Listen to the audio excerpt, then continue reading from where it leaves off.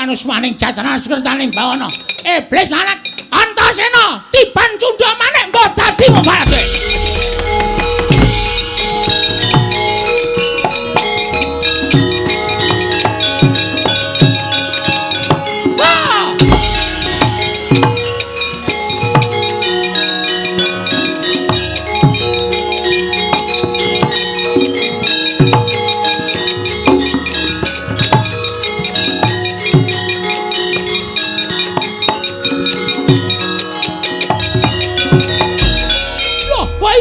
Antasena. Ana dewa welas, Mbah. Lah kenapa kok dadi bane cundha maning kok ora apa-apa? Lah iki cundha maning. Aja mati aku.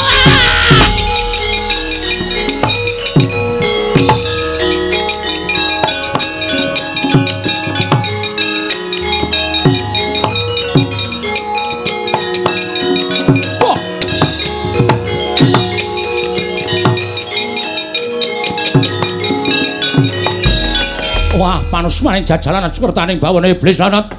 Wah, menungso ora tatanan. Antasena malah gawe geger negara Ngastina. Lengger, kena tak kandhani apa ora? Ora kena tak kandhani. Awakmu mentolo karo kowe glandang nang Kolombo dadimu malah.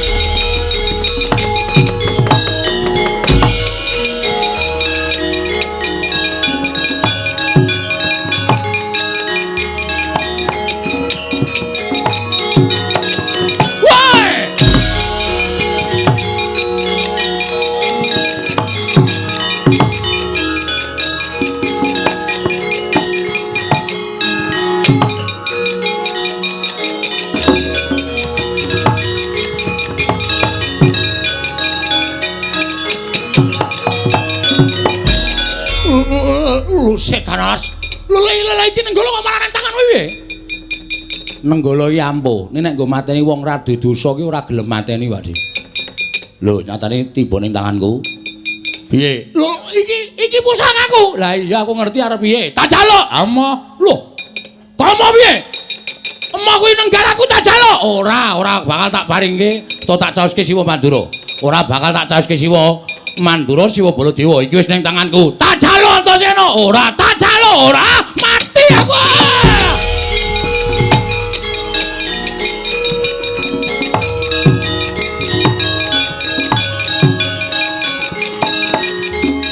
Paman Hari Sengguni Bawa Durna. Iki wonten dawuh Yai. Nggih wonten timbalan nggih.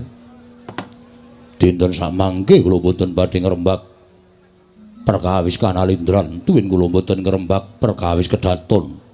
Agengipun kula boten ngrembak perkawis kawula negari Ngastina. Namun wonten ing madyaning pasewakan menika istunipun kula badhe anyuntak dhateng gegembolaning raos kula. Perkawis menapa Yai? Boten sanes kejawi amung perkawis antawisipun Pandhawa lan Kurawa. Nuwun sewu. Badhe ngrembak menapa malih perkawis Pandhawa lan Kurawa. Menapa Yayi Prabu badhe damel karti sampeka srana nyingkiraken dhateng para Pandhawa. Menapa Yayi Prabu badhe damel sarana anggen paduka tansah tumindak boten prayogi kelawan kadang-kadang paduka para Pandhawa. Nuwun sewu Yayi. Menawi madyaning pasewakan agung menika badhe ngrembak perkawis paduka anggenipun badhe damel srana lan cara damel kacintrakanipun para Pandhawa, kula nyuwun pangapunten, kula nyuwun pamit. Sababipun menapa? Nuwun sewu. Mejinipun Yayi Prabu menika emut. Mejinipun Yayi Prabu menika kemutan. Lan sakmangke mboten perlu dipun emutaken dhateng sinten kemawon antasipun Pandhawa lan Kurawa menika tasih tunggil daging-daging. Pandhawa lan Kurawa menika tasih sederek sami-sami turasing begawan wiyasa ing Saptawarga. Nanging sabab menapa pendak-pendak Baladewa sowan wonten negari Ngastina ingkang dipun rembak namung mejahi para Pandhawa. Pendak-pendak Baladewa sowan wonten negari Ngastina ingkang dipun rembak namung damel cintrakanipun para Pandhawa. Kula nuwun sewu Yayi. Menapa boten langkung prayogi menawi jagat Ngastina menika dipun isi katentreman lan karukunan. Srananipun paduka kedah manunggal kaliyan kadang-kadang paduka para Pandhawa. Sumangga nipun badhe mestani. Menawi kathah ingkang sami nyebat Pandhawa lan Kurawa menika tasih daging-daging. Kula lan Pandhawa menika tasih sederek menika sumangga. Ning wiwit biyen tekan saiki, wiwit kuncung ngantos gelung, wiwit jabang ngantos traprang, Pandhawa menika kula anggap satru mungging sangklaan. Yayi, kula nyuwun sewu, kula mboten butuh dipun wejang. Wonten mriki menika ingin dados Nalendra Duryudana, kula wenang murba, moh dipurba, kula wenang masesa, moh diwasesa, kula wenang mrentah, moh diprentah. Kula wenang babaraken menapa ing dados wigatining pasewakan lan sedaya nayaka punggawa sesepuh ingkang sami rawuh wonten ing madyaning pasewakan menika kedah sami midhangetaken menapa ingkang dados gegembolaning raos kula. Inggih. Menawi kula mekaten tumuli kula aturi paring dawuh. Badhe ngrembak perkara menapa antawisipun paduka Hyai Prabu badhe ngrembak Pandhawa lan Kurawa. Oh Prabu, wonten dawuh. Kula nyuwun dawuh saking panjenengan. Bentenipun Pandhawa lan Kurawa menika menapa? Mboten wonten. Dasaripun menapa panjenengan paring dawuh mekaten? Sekawit sampun kula aturaken sami-sami turasing Sang Begawan Wiyasa. Turasing atapa rembesing madu menika para Pandhawa lan Kurawa. Menika tumrap kula mboten wonten bentenipun. Menapa to sababipun kula matur kados mekaten jalaran raos kula menika ngrengkuh Kurawa menika tanpa beda kaya dene Pandhawa, Pandhawa menika kula rengkuh tanpa beda kaya dene Kurawa. Menika pangraos kula. Amargi kula menika tiyang sepuh. Kula menika sing dituwake, kula menika dianggep wong tuwa.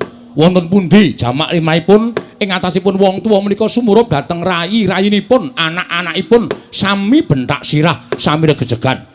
Tertentu ingkang dipun ajab namung kerukunan lan katentreman. Nggih, matur nuwun. Nanging tumrap kula nadyan jagat menika walik watu. Nek Duryudana kon rukun karo Pandhawa, mboten badhe saged kelambahan. Dasaripun menapa? Dasaripun kula sampun nganggep yen to Pandhawa menika mengsah kula. Yayi, mbok sampun kados mekaten, mangke nggih. Menapa to sababipun dene kula matur ing kados mekaten ketok banget. Yen panjen Pandhawa lan Kurawa menika mboten wonten bentenipun nanging sabab saking menapa gesangipun Pandhawa lan Kurawa menika benten. Gesang ingkang pundi? Paduka sampun ngenyam kamukten negari Ngastina, Pandhawa sampun ngenyam kamukten negari Ngamarta. Nggih, dipun wawas kanthi netra lair panci sami-sami ngenyam kamukten. Nanging kula nuwun sewu. Batin kula menika dadi ratu ora jenak. Batin kula dadi ratu ora tentrem. Kula lenggah dampar nadyan kebegan brana picis kula menika ratu derajat pangkat ora kurang ning nek sampeyan weruh karo kahanane atine Duryudana Koko Prabu ingkang kula raosaken pendak dinten menika namung rasa waos kuwatir semelang durga ngongso-ngongso menapa to sababipun kula nggadahi raos kuwatir krana tansah gumana musik wonten paningalipun Duryudana menawi Pandhawa gangsal angucik keprabuning Ngastina tan wurunga negari menika badhe wangsul dhateng pangawaosipun para Pandhawa ing mekaten Duryudana boten nggadahi kamukten sak kadang kadhian kula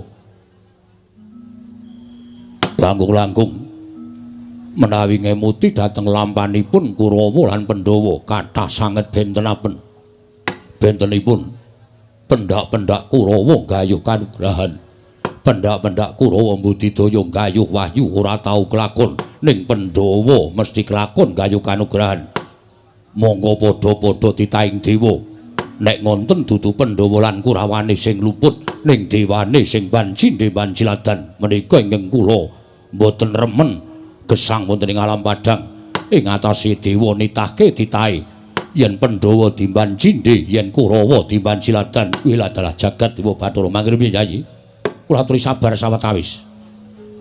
Sampun ngantos denganti Hyai Prabu menika nglepataken dhateng para Jawata nyatanipun panjenenganipun gesang wonten ing Madyapada menika ingkang nitahaken para dewa. Menawi ngantos panjenengan menika mangke paring dawuh ing kados mekaten, tumuli wonten dukanipun para Jawata. Menawi ngantos para dewa menika ndawahaken welak dhateng para titiyang Ngastina, ateges panjenengan menika damel sengsaranipun para kawula sak negari Ngastina. Kula aturi sabar. Sampun lepataken dhateng para dewa nanging monggo kula aturi metang, kula aturi anggelar, tuwin kula aturi anggulung. Menapa to sababipun dene kados mekaten lampanipun? Kula nuwun sewu. Menawi kula jlentrehaken menika mangke dalu muput mboten wonten pedatipun. Namung ingkang langkung wigati Yayi. Tumrap ingkang raka ing Mandura. Nuwun sewu. Menapa to sababipun dene para Pandhawa menika tansah pikantuk kanugrahan jalaran para Pandhawa menika tansah teteken ati suci pepayung budi rahayu mboten nate tumindak ingkang mengeng saking angger-anggering kautaman mboten nate tumindak angkara budi candala nuwun sewu ingkang dipun tindakaken dening para Pandhawa nika bebasanipun paring sandang wong kawudan, paring pangan wong kaluwen, paring payung wong kudanan. Monggo katindakaken tanpa pamrih. Mila mboten maneh menawi kathah sangganing para kawula ingkang sami tresna kalian para Pandhawa, pamya Pandhawa menika manjing wana tartemtu dipun wilujengaken dening para Brahmana ingkang mapan wonten telenging wana. Sabab para Brahmana menika kala wau sampun keputangan budi lan para Pandhawa. Menawi Pandhawa manjing wonten ing Karang Pradesan tartemtu saged dipun sengkuyung dening para kawula Karang Pradesan. Krana kathah sangganing para kawula Karang Pradesan ingkang sami keputangan budi kaliyan para Pandhawa. Upami Pandhawa menika mapan wonten satunggiling negari. Tartemtu Nalendra wonten negari menika tansah njunjung dhateng para Pandhawa amargi negari menika nate dipun labuhi dening para Pandhawa. Menika lho Yai.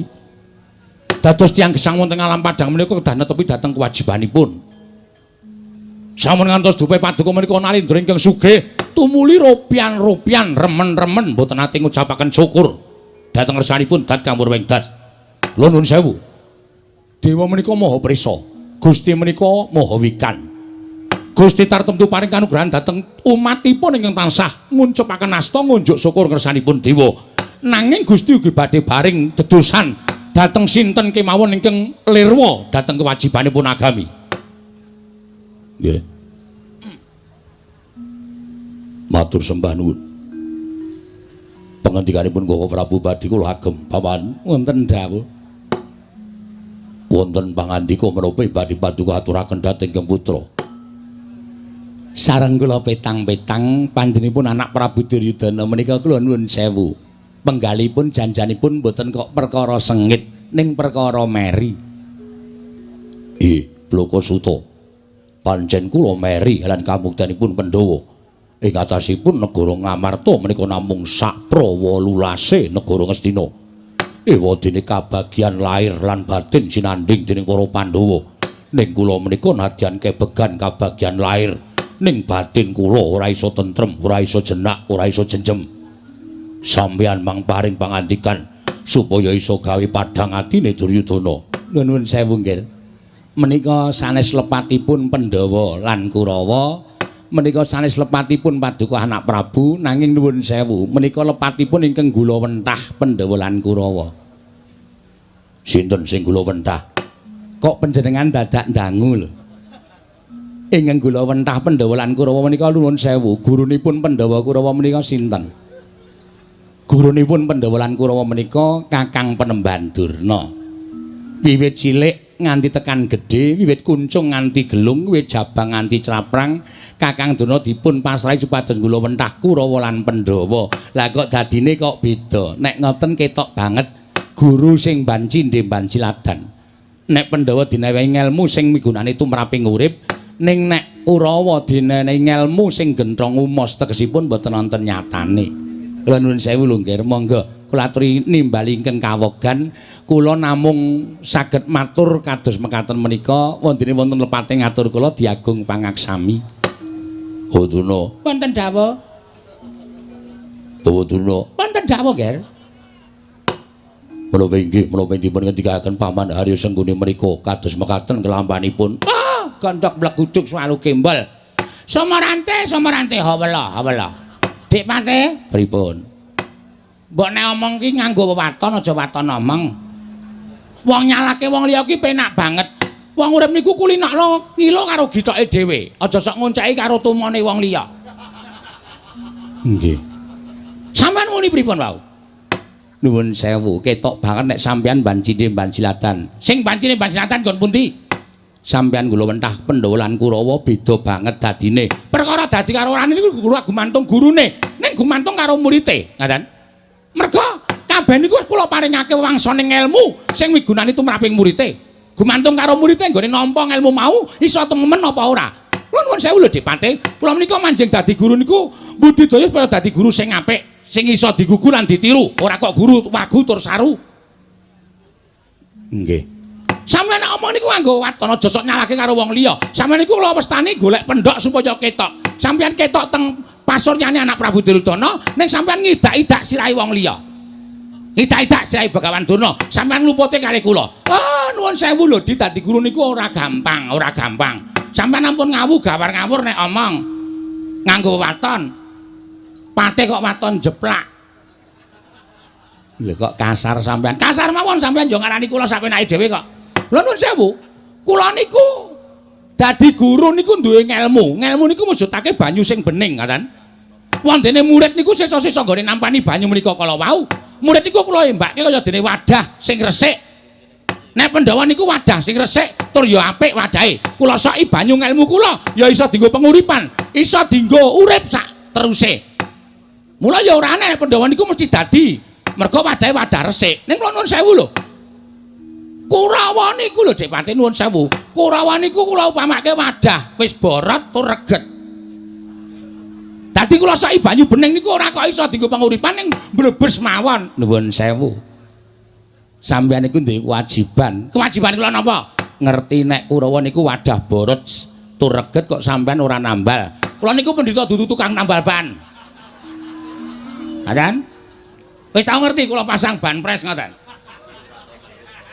Kula niku brahmana, kula niku guru padake tambal ban. Lha nuwun sewu lho Dik Pati, nuwun sewu. Sedaya menika gumantung karo nggone tumajuh para murid nampa ngelmune Bhagawan Durna. Oh, sampeyan ora ngerti kok. Nek teng pamulangan Sukalima niku ben bedane akeh banget. Nek Pandhawa niku kula paringi ngelmu ya ditampani tenan, ya diestokke tenan. Pandhawa, kowe sesuk teka ning Sukalima. Jam 7 esuk kudu tekan Sukalima. Pandhawa 5, Puntadewa Werkudara Janaka Klasdewa. 5:30 wis teng sekolahan.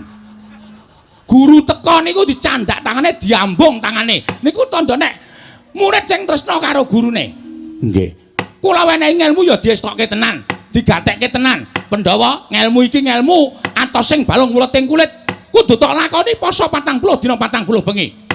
Ya do dilakoni tenan ora ana sing nglirwake dawuhing guru. Mula ora aneh nek ngelmu niku ya iso kelakon. Mergo tetembungan ngelmu iku kelakone kanthi laku, lekas lawan kas tegese kas nyantusani. Oh, tembang Asmarandana. Goblok. Niku copong, pocong. Adan? Nggih, nggih. Ya diestokke tenan. Nek sampean ngerti Kurawa, oh, Kurawa niku jan keparat tenan kok. Nggih. Ngoten nggih, Kakang. Nggih. Kurawa 100 Kurawa. Sesuk jam 8 kowe tekan Sukalima. Tak wenehi atosing balung wuleting kulit. Sendika menemban, sendika menemban. Kabeh do semaur ketok gumyak lan rame. Ning bareng kula tiliki teng sekolahan, 8:30 durung ana wong. 9:30 ming citraksi karo Durmagati. Niku do nggawa kertu, ora. Liyane do teng mburi Sukalima do cliwi, ora jajal. Apa ora kebangetan kaya ngoten niku? Nggih, nggih Kakang Durna nggih. Iki lakonana. Pusaka iki kudu tok lakoni, aji-aji iki kudu tok lakoni. Nglakoni 40 dina 40 bengi. Poso. Aja nganti mangan apa-apa. Aja nganti cedak karo wong wedok.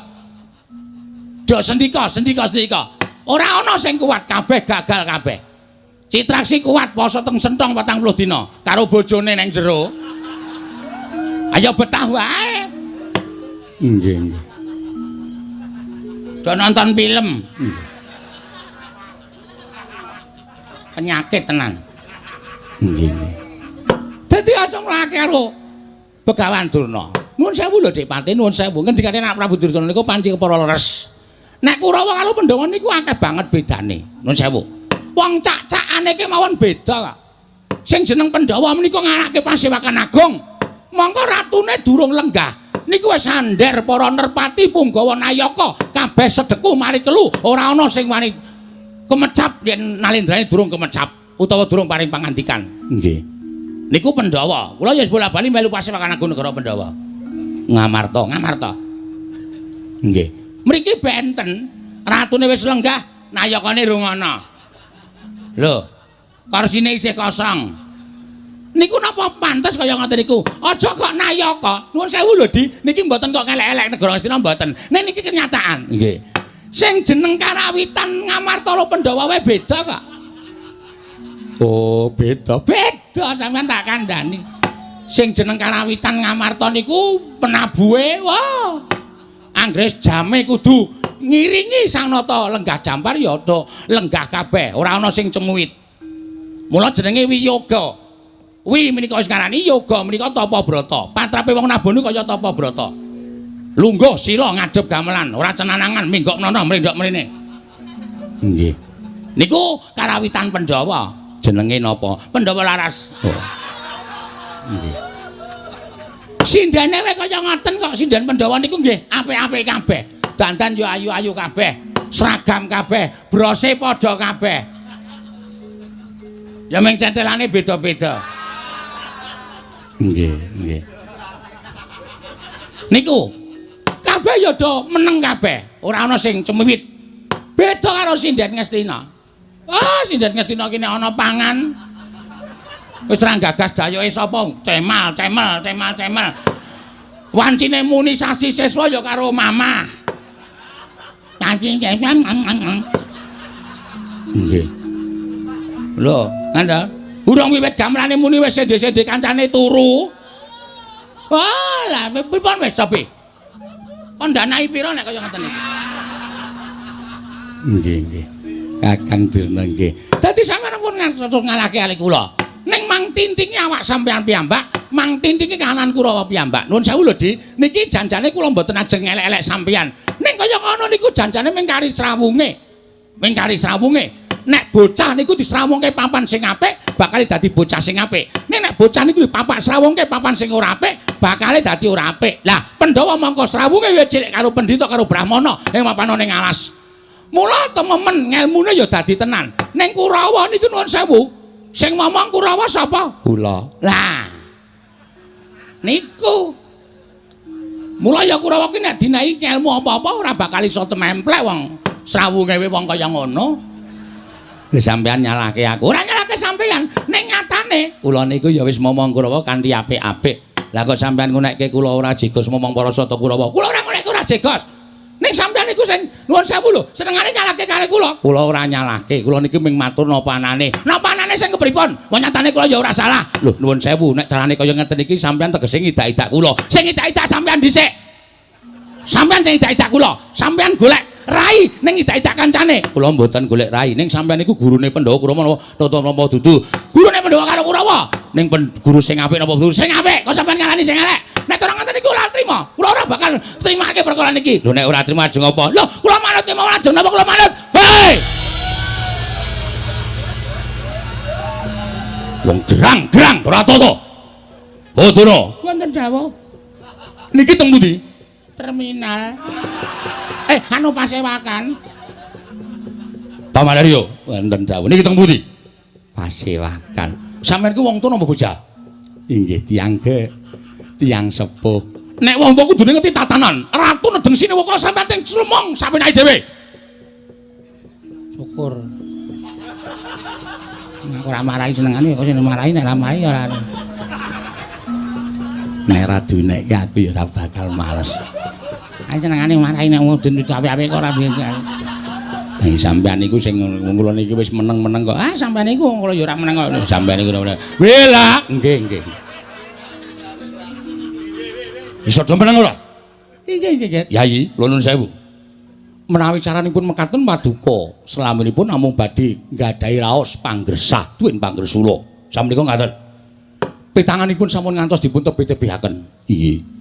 Petanganipun sampun ngantos dipun damel tebih, dipun damel cekak kemawon pangraos panjenengan Yai Prabu latring rengkuh Pandhawa menika minangka dados kadang paduka.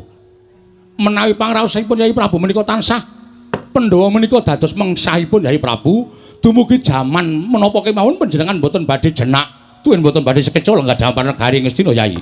Didhemadaning Pasewakan negari Ngastina. Nalika semanten gumarenggeng pangandikaning Sang Tapa Begawan Durna, tuwin Patih Harya Sengguni. Nyerweteh nganti kaya bedhet sewu neba pategalan. Parandene sanata ing Ngastina.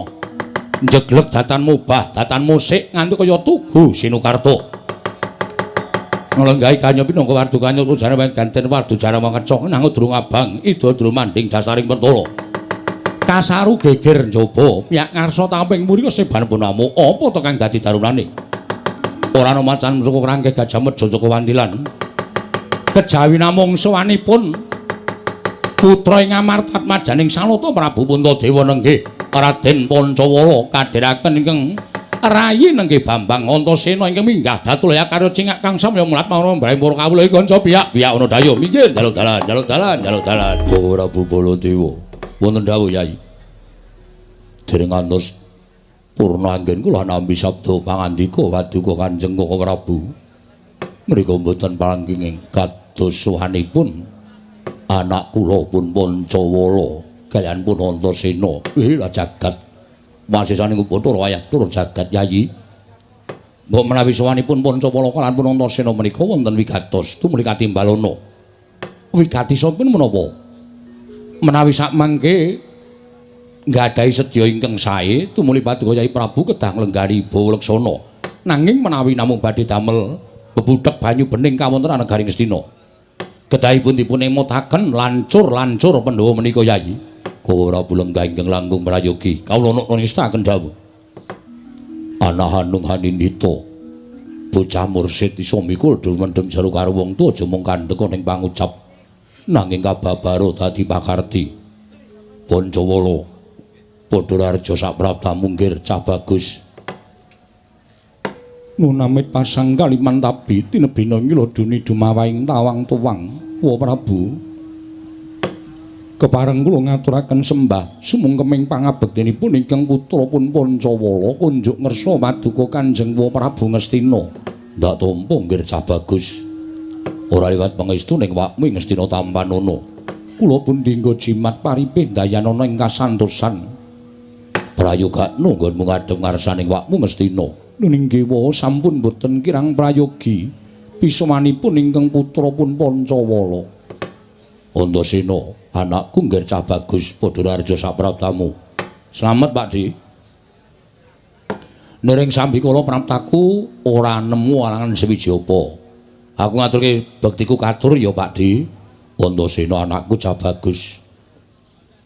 Ndak tampa pangestune wakmu Tampanana, tak gegem ndadekake jimat. Pancawala anakku lanang padha raja saprabdamu. Nuninggi wa Mandura. Kepareng kula ngaturaken sembah sumungkeming pangabekti kula kunjuk wa. Ya tak tampa. Pangestune wakmu Mandura Tampanana, kula pun dinggo jimat paripe dayanana ing kasantosan. Antasena padha raja saprabdamu. Pangestune Pakdi Bule. Hus. Lah piye? Antasena. Ana dawuh apa Pakdi? Aku ki ratu Nalendra Mandura, jenengku akeh, Baladewa Waning Pintu Wasi Jaladara Anom Kakrasana, Kakrasana Karsana lan sak piturute, kuwi jenengku kabeh. Aja nyebut Bule. Oh ya wis. Lah ora ngerti wong aku ki wonge apa anane. Ya nyuwun pangapura ya Pakde, nek aku ora entuk nyebut Bule. Nek Bule iki sirikane Pakde aku ya nyuwun pangapura wong biasane aku nek ngendi-endi nek nyebut sampean ya Bule. Ewadene mengko aku ora entuk diparengake nyebut Bule ya aku nyuwun pangapura. Nek Bule kuwi sirikane Siwa Mandura. Wis balenono ping 1000 ngas. Malah Bule. Oh iya ya lali aku. Lali. Bektiku katur Pakdi Mandura. Tak tampa pangestune awakmu Mandura Tampanana ndak gegem ndadekake jimat. Wayah Mas katuran Karaharjan nggir. Inggih Eyang Patih wilujeng niring sambikala bekti kula kunjuk Eyang. Inggih kula tampi. Wayah Mas Antasena wilujeng. Hooh Mbah.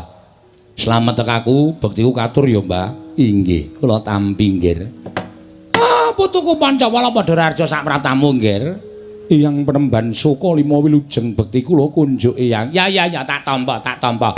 Putuku Cah Gagah Cah Bagus Antasena padha raja. Slamet tekaku Mbah. Bektiku katur ya. Ya tak tampa. Ming wong loro iki mau. Heeh.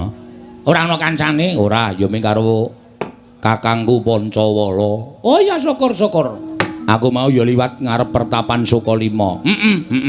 Sepi. Pancen aku tindak ning Ngastina ya mesti sepi. Sing ning ngarep ming Mbah Putri tok. Mangani tandurane tanggane mau. Ora tok elekke. Lha ngelekke piye wae aku ora iso omongan karo kewan kok. Hus. Omonganmu kuwi lho, sithikane kok nylekit. Ayo digusah, ditabok bokonge, kowe engko cemburu. Mau tak tabok bokonge kowe cemburu. Waton ora nengah-nengah. Bokong pinggir wae. Oh iya. Ya sesuk nek aku liwat tak taboke gen. Tak cethote. Heeh.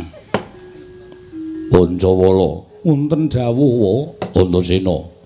Ana dawuh apa Pakde? Ing antaraning bocah loro sapa ingkang bakal matur? Wis Kang, kowe matura. Aku tok jak mrene kuwi mau janji nalika tekan Ngrandu Gumbala mau, aku tok kanthi ning negara Ngastina tok nggo jagani kowe matura wigatine apa? Engko nek kira-kira Siwa Ngastina lan kabeh sing lenggane kene iki nesu, kowe ora usah wedi, kowe nggawa aku. Iya, Dimas. Wis kek matur apa anane kaya sing tok kandhake karo aku ning Ngrandu Gumbala mau. Iya, Dimas. Tak tatane dhisik supaya aja gawe sengkel penggali ing Kanjeng Prabu. Ya, sing ati-ati ya, Kang. Iya. Pancawala. Wonten dawuh wa Eneng wigati apa? Dene sira sowan ana ngarsaning wakmu ing Ngastina. Inggih, ingkang sepisan ngaturaken bekti kula kunjuk ngersanipun Wa Prabu Duryudana. Dene ndungkap angka kalih. Sowan kula menika namung nuruti dhateng drenging raos ingkang sampun tan bangkit pinambeng. Anggen kula kepi lan kumacelu kepengin sanget sowan paduka Wa Prabu Ngastina. Ya, ana wigati apa? Ingkang sepisan ngaturaken bekti dening ingkang kalih.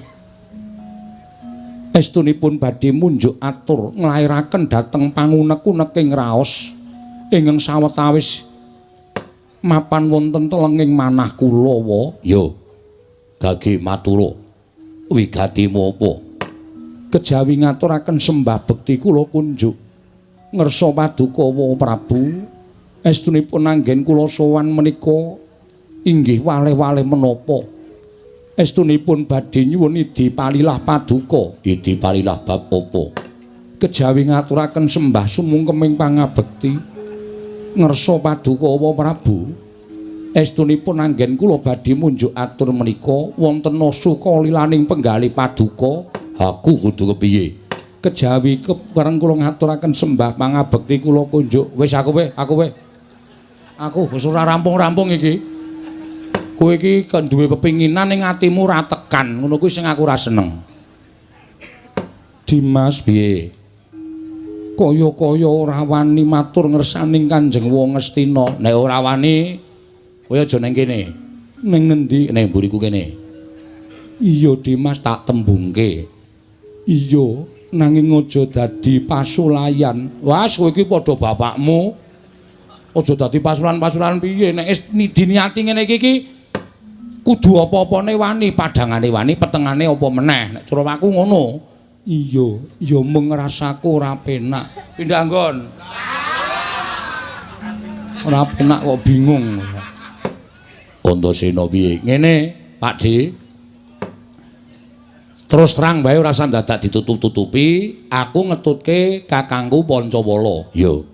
Sing wigatine nalika ana ing kasatriyan Ngrandu Gumbala, Kakang Pancawala ki rerasan karo aku. Rerasan bab apa? Rerasan nggone kepengin dadi ratu.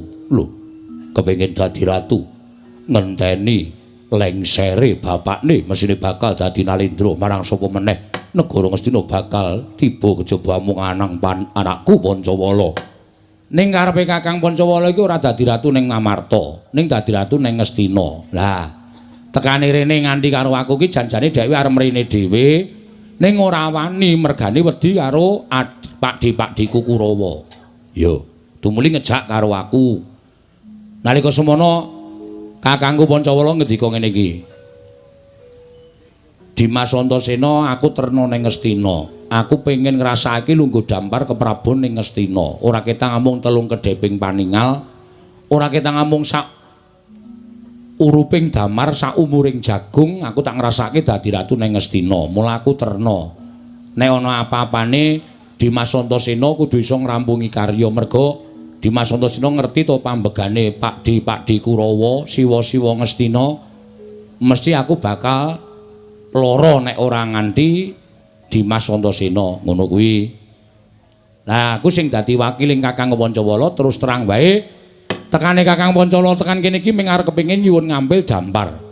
Ora kita ngomong sedhela, Kakang Pancawala kepengin lenggah dampar ke Prabu ning Ngastina.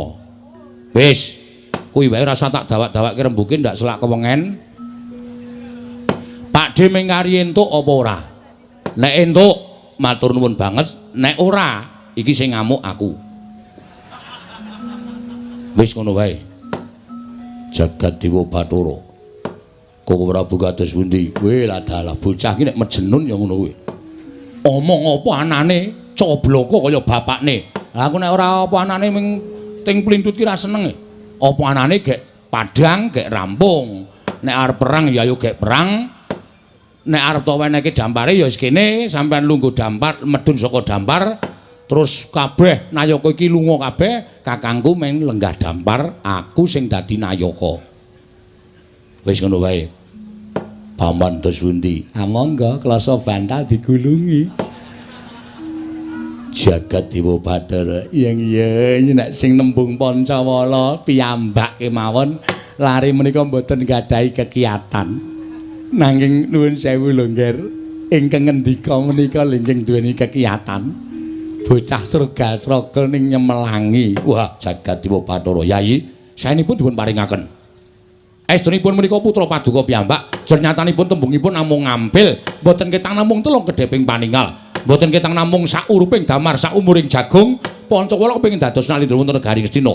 Awon menapa dipun paringaken. Sabab menawi boten dipun paringaken menika mangke kriwikan dadi grojokan, geguyon dadi tangisan. Tan Wurunga Antasena ngamuk ning Ngastina. Rayung lho to, Nger? Heeh, tepat. Wis ngono wae. Ya, saya deg-degan kula. Pripun Kakang Durna? Oh, monggo Nger, pados kontrakan anyar mawon, Nger.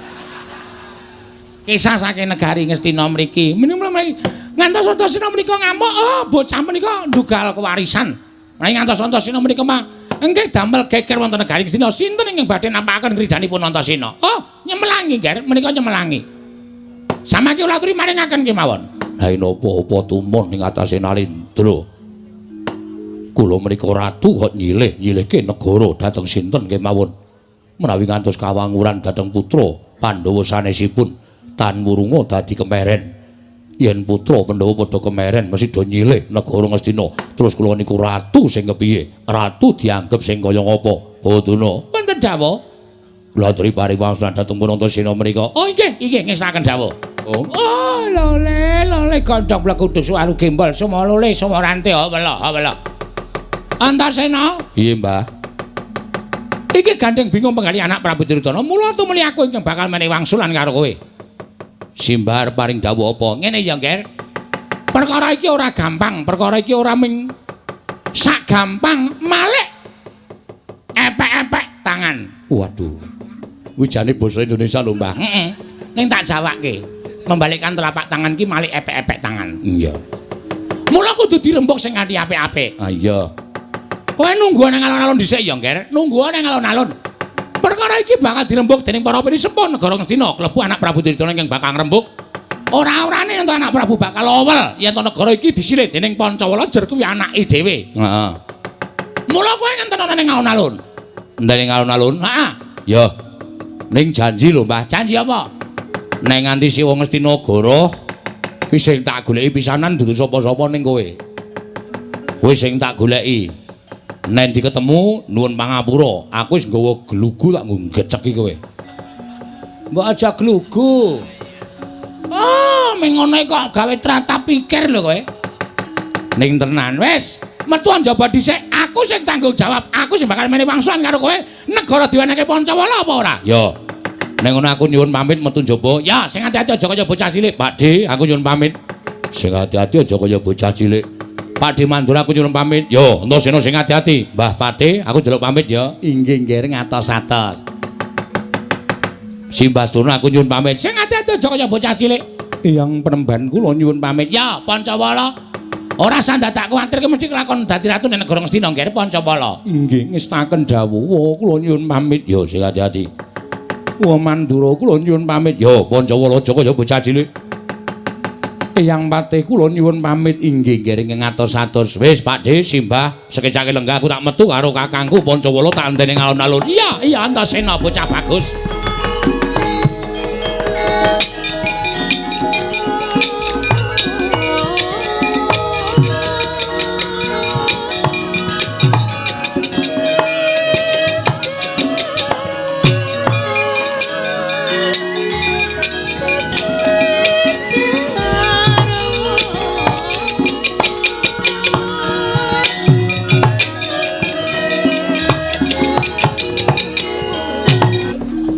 Prabu. Wonten dawuh Yai. Nggih mudya lamban kados mekaten menika kados pundi jagat Dewa Bathara. Kula namung sumarah dhateng paduka Yai Prabu Ngastina. Pawan wonten dawuh. Kula nyuwun Pancawala Antasena dipun damel wangsul wonten Garing Amarta.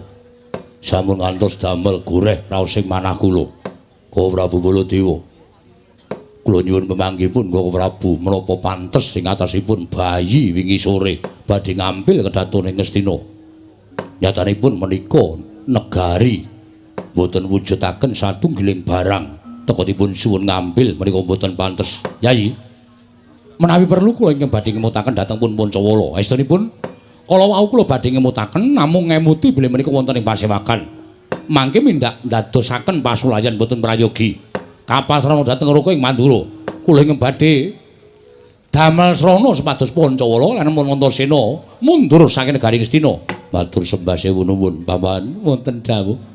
Menawi ngantos Pancawala lan Antasena menika mangke merguguk ngutha waton boten purun wangsul kula semanggaken dhateng Paman Harya. Nun inggih ngestaken dawuh. Baduna wonten dawuh nggih. Menawi wonten akalipun kula pasrahaken dhateng Kurawa. Nanging menawi wonten akalipun sumangga Bapak Penembaning Sukalima. Oh nggih, ngestaken dawuh nyuwun pamit madal pasilan. Dimas Kartomarma, wonten timbalan.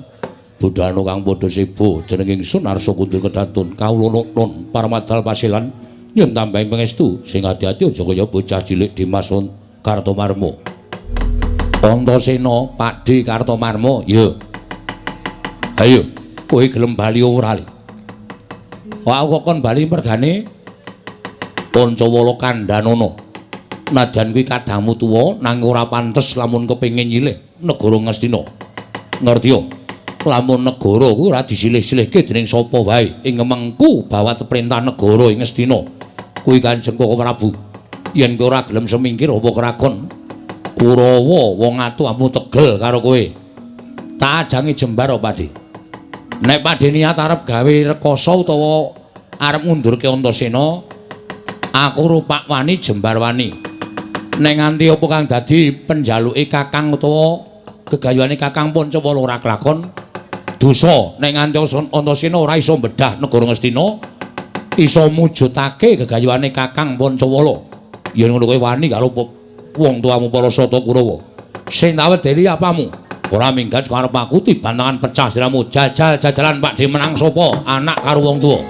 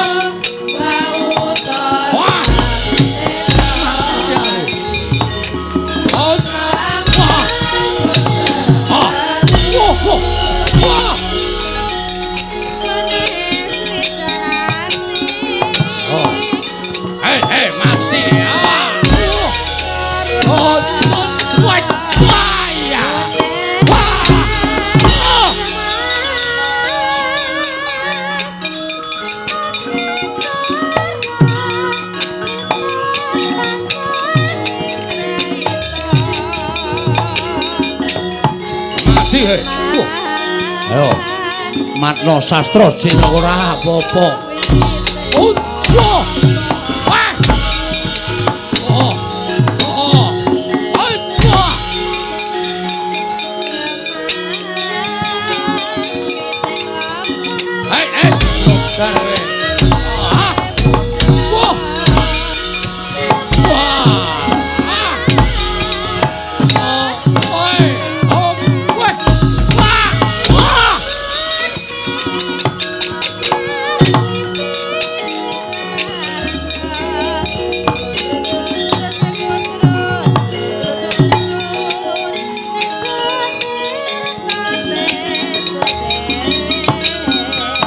cocok tumbak jebol dadamu waras.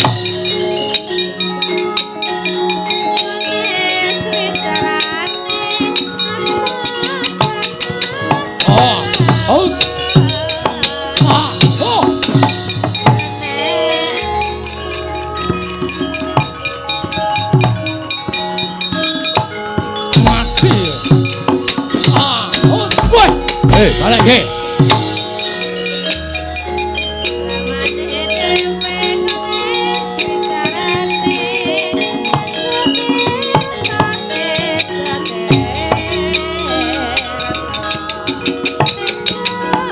Mati.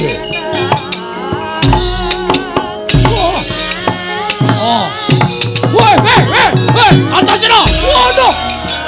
Waduh. Wah.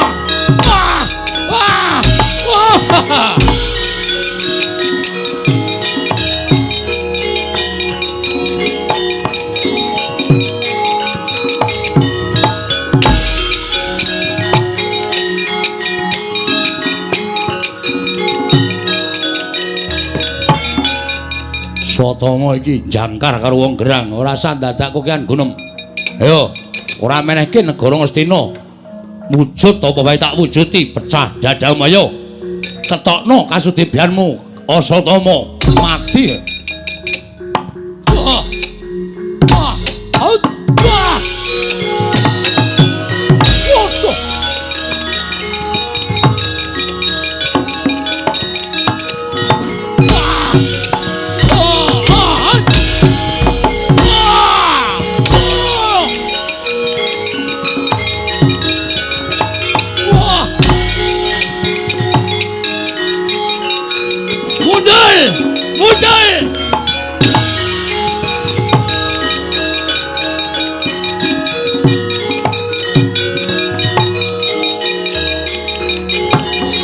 Pakde Durmagati, Antaséna. Mumpung iki dulung patiya gegel, kowe mundul. Mundur piye? Mundul ora can njaluk negara Ngastina. Nek kowe pengen negara tak bedahke, tak bandane latune ning aja Ngastina ya nggih, cah bagus. Pokoke Pak kakangku, Kakang Pancawala nek ora negara Ngastina dheweke emoh dadi ratu. Ora nek Kurawa kuwi negara Ngastina. Aja maju jen, Pakde. Kon ngrubut Antaséna. Anak Werkudara kalah karo Kurawa, meguru karo Kurawa 20 taun. Wah, kowe iki pancen ngeyel. Kowe ngerti ora aku sapa? Pakde Durmagati. Nek liyane tok anggap enteng lah masalah, nek aku aja tok anggap enteng le. Ayo, matno sastra jendramu, pecah dadamu. Yo, tibakno. Hot! Wah! Bajigol apa-apa. Edan. Modal. Ayo, nggawa gaman. Oke, tunggu sini.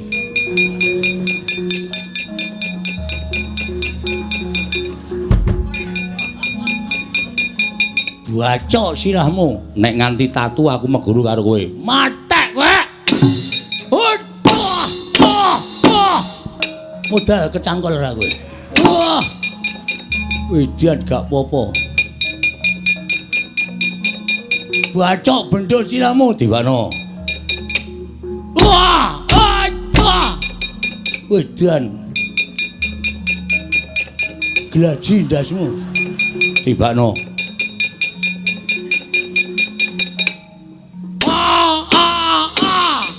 Asem lah apa-apa.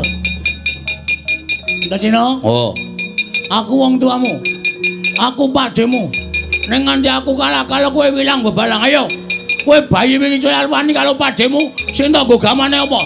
Kowe cengan menang kalau padhemu bumi langit tanggep.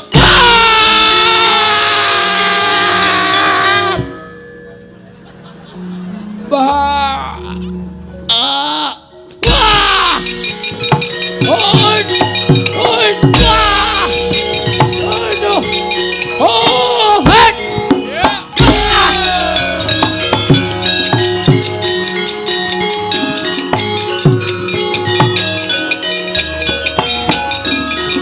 Ayo le, kerayak le.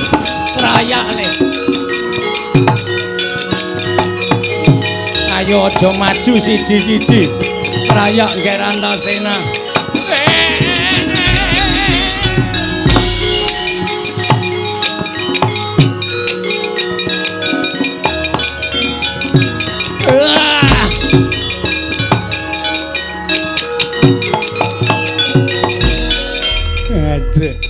Aku tobat ngger.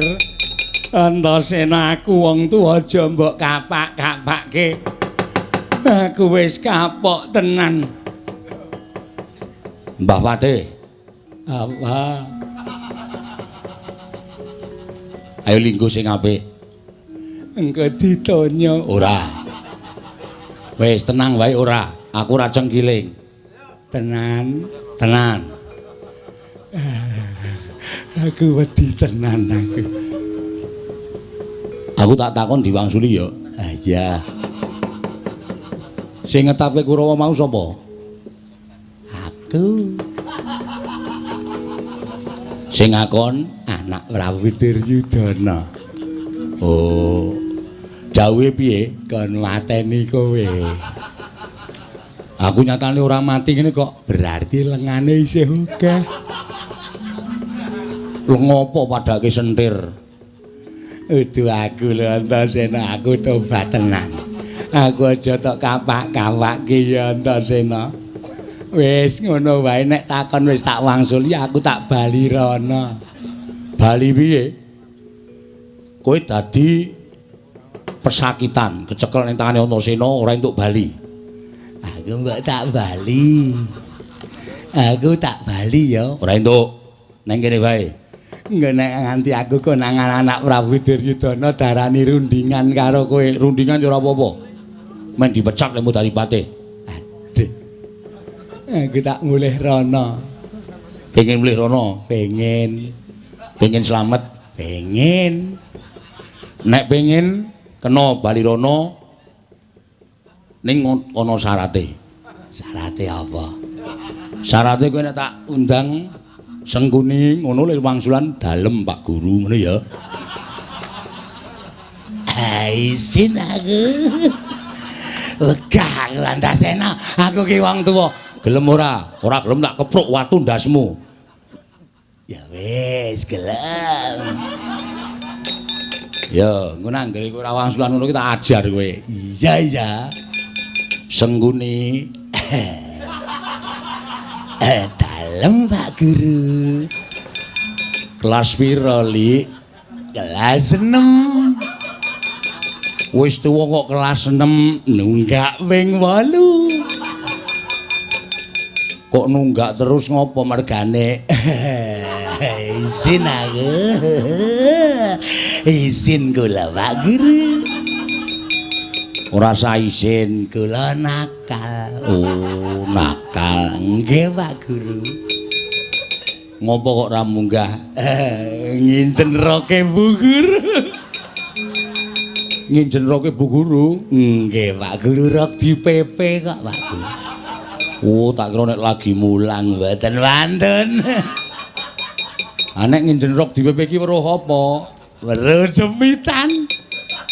Jepitan Pemean Pak Guru. Mpun nggih Pak Guru, mpun nggih. arep endi? Ajeng wangsul. Pelajarane pun telas.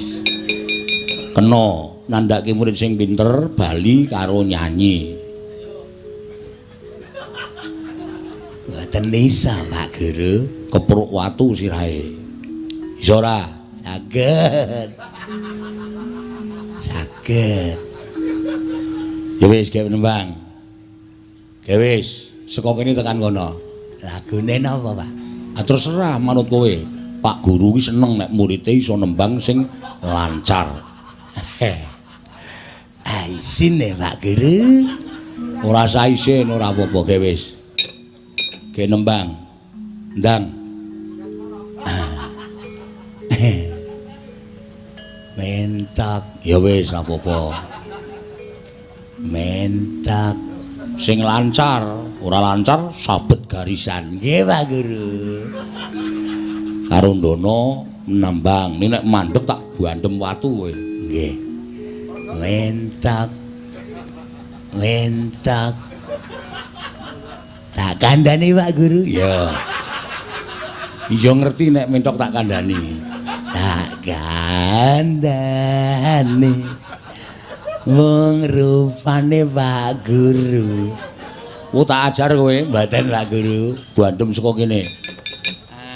Sini. Hamba aja ngetak ana kandhang. Wae. Dik Patih. Sampeyan iku Patih lho. Patih ki wong nomor 2 teng negara Ngastina. Lah kok mentak. Apa ora isin ditonton kawula semene akeh? Tak kandhani mengrupa. Dik Patih, sampeyan niku ora kaya ngono ki to. Ah, kula isin, kula niku pendhita. Kula niku kanca sampeyan. Lah kok dadi sampeyan nyanyi mentak teng mriki niku ora ya pirang-pirang ki to Dik Patih. Tak kandhani mung Dik Patih, aduh. Mbok ampun kaya ngoten ta Dik Patih. Mentak.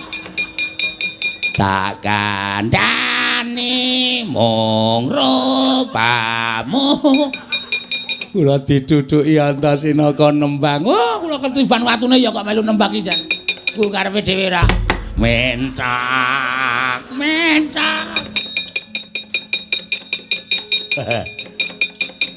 Ana wong tuwa-tuwa kok do ora ngerti isin. Tak kandhani. Man, sampeyan iku wong gerang lho. Nyanyi turun dalan. Sak penake dhewe.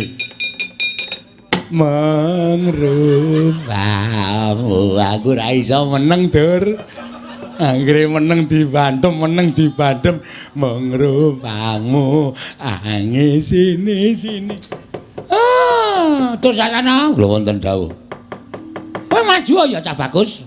Maju Antasena Patenana. Mentak mong. Wis kana gek maju tur sasana. Musuhe Antasena. Antasena pateni. Mentok. Wis pokoke wong telu miangon mentok kabeh.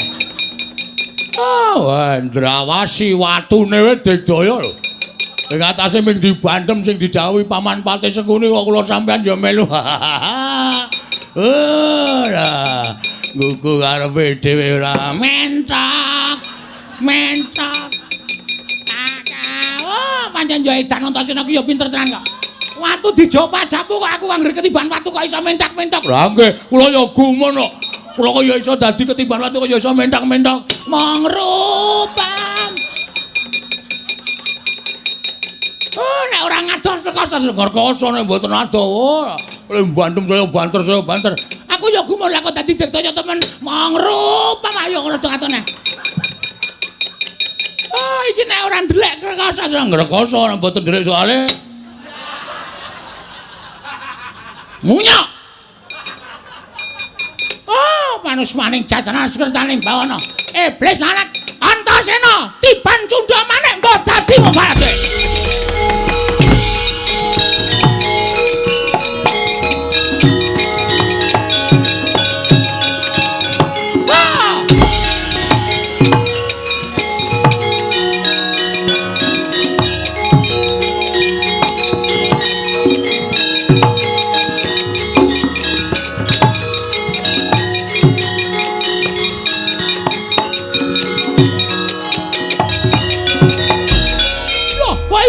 Antasena. ana dewa welas, Mbah. Lah kenapa kok tadi bane cundha manik kok ora apa-apa? Lah iki cundha manik. Aja mati aku.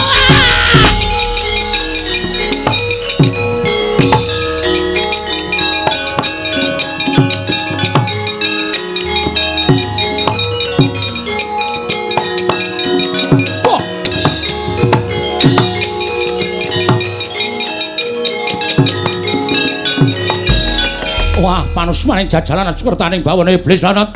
Wah, menungso ra tatanan. Antasena malah gawe geger negara Ngastina. Lengger, kena tak kandhani apa ora? Ora kena tak kandhani. Awakmu mentolo karo kowe glandang nang lomba dadimu barang.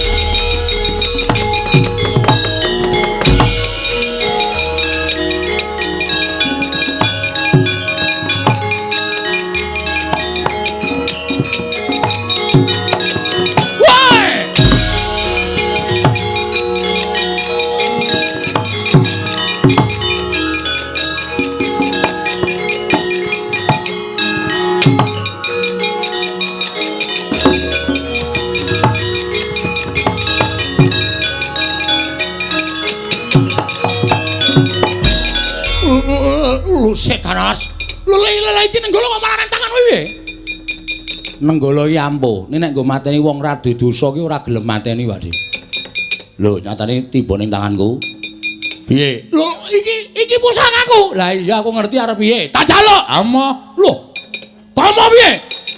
Emah kuwi nenggalaku tak jaluk. Ora bakal tak paringke, to tak caoske Siwa Mandura. Ora bakal tak caoske Siwa Mandura, Siwa Baladewa. Iki wis ning tanganku. Tak jaluk Antasena. Ora tak jaluk, ora. Mati aku.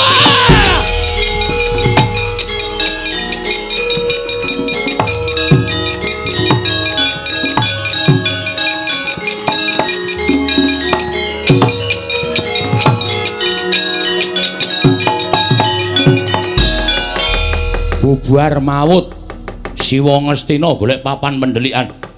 Siwa Mandura mlayu, Durna mlayu. Lah iki nek nganti suwung Ngastina, mongko kakangku Pancawala kepengin dadi ratu ning negara Ngastina. Lungguh dampar tinggalane Kanjeng Hyang Prabu Pandhu, tinggalane Kanjeng Hyang Prabu Sentanu. Jarine sing dilenggahi Siwa Ngastina kuwi dampar tiron. Monggo nek aku ora nyekel salah siji kami tuwaning negara Ngastina, ora ngerti apa syarate, sengkune cegate kaya.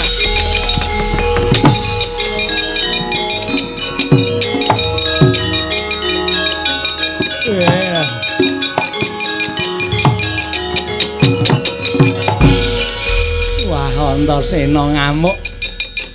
Anak Prabu Mandura mlayu, anak Prabu Ngastina mlayu. Kakang Penemban Durna ya mlayu.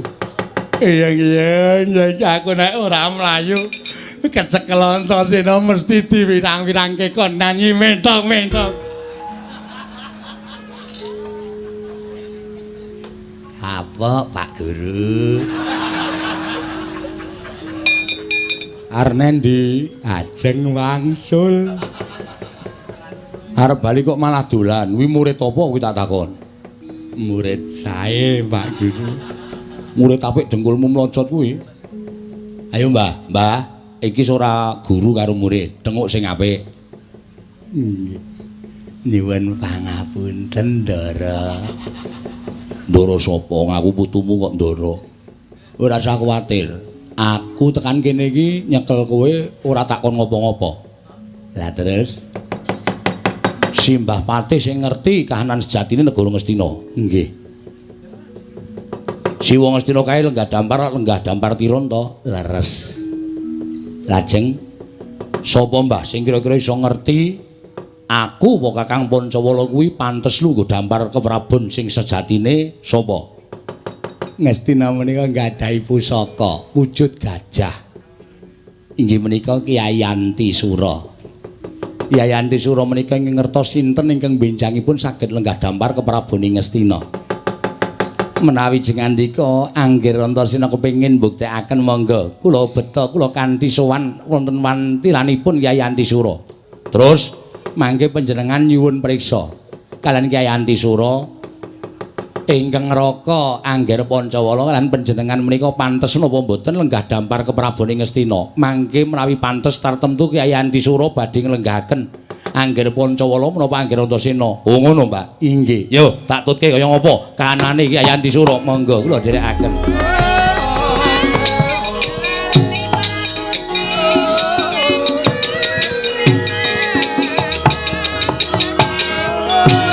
Iki po, Mbah. Nggih menika Kyai Antisura. Terus carane piye? Monggo salah setunggalan tasipun wayah kula Anggir Antasena menapa Anggir Pancawala.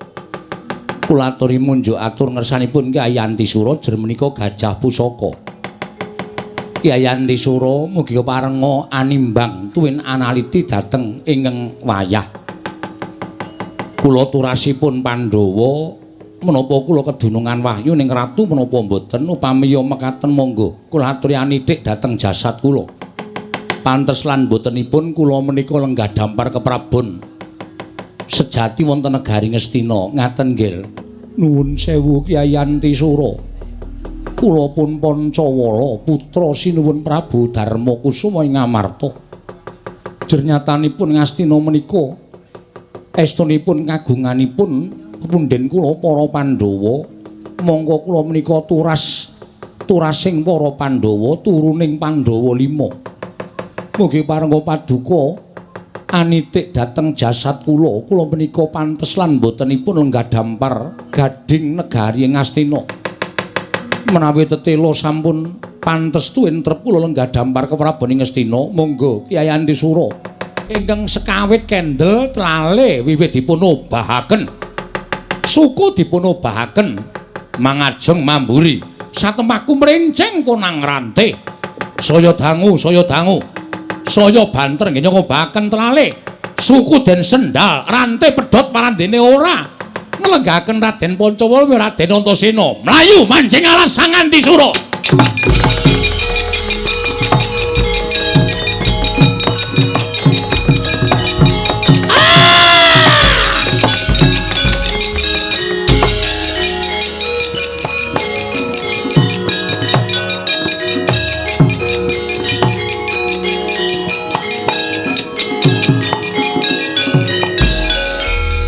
Menawi mekaten nyata nuwun sewu lho. Panjenengan boten kedunungan wahyu ning ratu ketitik Kyai Antisura boten mailu aturipun Raden Pancawala. Malah mlajar mlebet telenging wana. Kang, aja sedih hatine, ditrimak-trimake. Nek Kakang ora kedunungan wahyu ratu, aku ora kedunungan wahyu ratu lan aku karo Kakang ora kuat lungguh dampar, ya wis dadi pestine sing gawe jagat. Iya Dimas Antasena sak banjure piye? Apa kudu bali marang kasatriyan? Rasah. Tetep nang Astina. Ngenteni baline Kyai Antisura mesti kae mboyong wong sing bakale pantes lan trep lungguh dampar ke Prabu Astina. Ngono Dimas ya. Lah kula pripun? Kowe tetep dadi murid. Oh inggih. Mentok wis le nyanyi wis. Oh inggih ngestaken dawuh. Pokoke nang Astina Simbah Sengkuni tetep nang Astina. Janji kowe lunga saka Astina tak goleki. Oh, tak ajar dhewe. Oh inggih, ngestaken dawuh, Nger, ngestaken dawuh.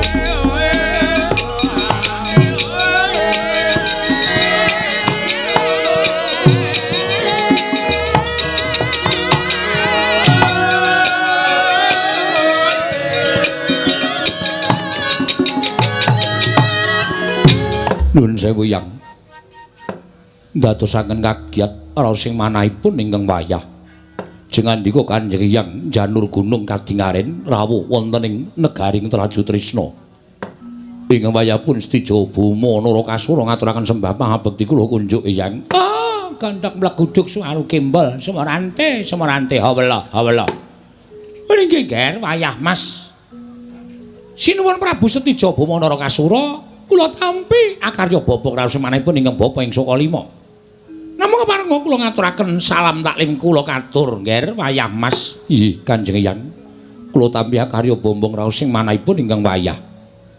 Wonten menapa dene janur gunung rawuh jengandika Kanjeng Hyang wonten ing Traju Trisna, Hyang. Ah, menika ngaten, Nger. Wayah kula Prabu Stijo Buma Narakasura. Estunipun anggen kula kedarang-darang prapta wonten negaring Traju Trisna menika mboten kanthi kasengaja. Jalaran mugi andatos ing kawuningan bilih negaring Astina dinten sakmangke geger sabab saking menapa mugi andatos ing kawuningan mboten sabab saking menapa awit saking tingkah polaipun inggih menika kadang jengandika wayah kula pun Antasena lan wayah kula pun Pancawala. Anggenipun Pancawala menika kepengin nyuwun ngampil negaring Astina mboten ketang namung sekedhap, anggenipun kepengin raosaken dados nalindra. Kula nuwun sewu lho, Nger. Estunipun aneh, ing atasipun negari kok dipun suwun ngampil menika rak mboten nama saemperipun lan mboten nama saklimrahipun. Menawi badhe nyuwun ngampil menika mujudaken satunggiling barang menika tartemtu badhe dipun nampilaken. Nanging menika negari lho, Nger. Menika negari. Inggih. Satemah dadosaken geger antawisipun Kurawa lan Antasena. Krana katidayanipun ingkang rayipun Antasena menika pancen kondhang bocah ndugal kewarisan, Kurawa bubar mawut. Nadyan ingkang Eyang ing Sokalima majeng wonten ing pabaratan ngasta Kyai Cundamane wadene Cundamane saged karebat dening pun Antasena. Anak Prabu Baladewa ugi semanten. Ingkang Wahing Mandura ngagar Kyai Nenggala ugi karebat dening pun Antasena wekasan sakmangke sami kepelajar.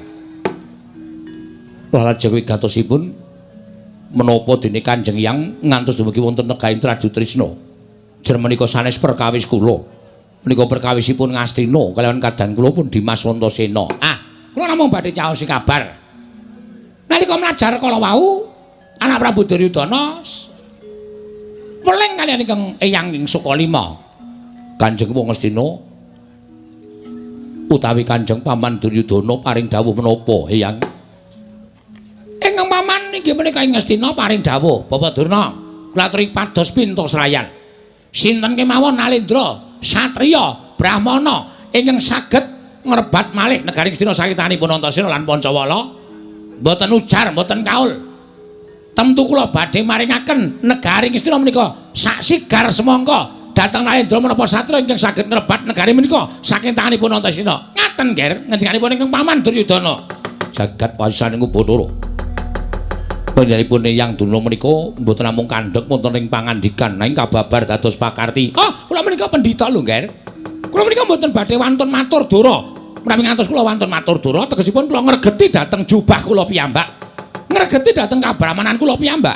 Menawi delem katen, Eyang sak mangke sampun cetha njenenganipun Paman Ngastina, sinten ingkang saged ngrebat negari Ngastina saking tanganipun Antasena badhe kaparingan negari sak sigar semangka. Menika leres, menika leres.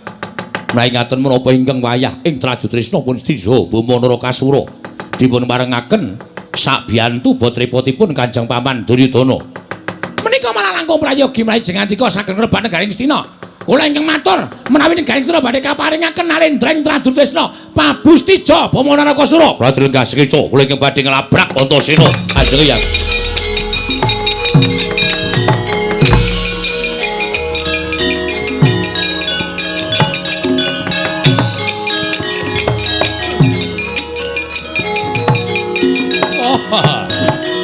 Iladala ora nyono babar pisan. Jebul bakal kaya mengkene kamukten sing kudu ditampa dening Nalendra Trajutrisna Prabu Stiza Bama Narakasura. Antasena, adhiku dicah bagus. Yen pancen Si Adi ngeman karo uripe Si Adi, mestine Si Adi bakal maringke negara marang pun Kakang. Nanging to Si Adi ngukuhi negara Ngastina. Apa kira-kira Si Adi keduga lan kuat ngimbangi kekuataning Nalendra Trajutrisna? Antasena, aku sing teka aja kaget, adhiku cah bagus Antasena.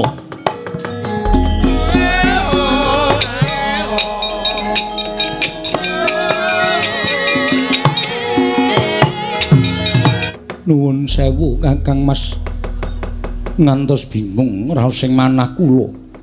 Kakanthi paduka Kakang Mas saking jangkar bumi. Ngantos dumugi titik lenggan sak mangke paduka Kakang Mas Antarja dereng paring dawuh kelawan Kang Rayipun Bambang Irawan. Nedya tedhak dhateng pundi lan menapa wigatosipun? Adiku diadiku cah bagus Irawan wonten timbalan. Pawarta sing dak tampa lamun adiku Antasena ndumbani kelawan kersaning Kakang Mas Pancawala. Suwan marang negara Ngastina ingkang wigati mung bakal nyuwun ngampil dampar negara Ngastina ewadene Kanjeng Prabu Duryudana. Ora maringake negara marang kadangku Antasena, wis ditekadi yen to bakal mbedah negara Ngastina. Mula wektu dina iki, Yayi, aja nganti Si Adilan pun Kakang keri ing gawe. Upama mengko Dimas Antasena bisa mbedah negara ing Ngastina. Sak mesti lamun pun Kakang lawan Si Adi melu ngempek kamukten ngrasakake kamukten negara Ngastina, Yayi. Nanging menapa mboten dados dukanipun para pepundhen. Dene Kakang Mas Pancawala tuwin Kakang Mas Antasena pepundhen kula nggadahi niat ingkang kados mekaten Kakang Mas. Perkara kuwi perkarane Antasena apa dene Kakang Pancawala. Sing wigati upama apa sing di niati dening Dimas Antasena wis kelakon bedah negara Ngastina. Apa kowe ora kepingin yen to ngrasake kamukten negara Ngastina ingkang sejatine kuwi darbeing para pepundhen Pandhawa ingkang dikukup dening pepundhen Kurawa. Mula Irawan ora usah dadak walang ati. Hayo nusul adhiku Antasena marang negara Ngastina. Ngempek kamuktening Kakang Mas Pancawala apa dene Dimas Antasena. Inggih, Kakang Mas, monggo kula dherekaken bareng kalopun Kakang Yayi. Suwawi kula dherekaken Kakang Mas.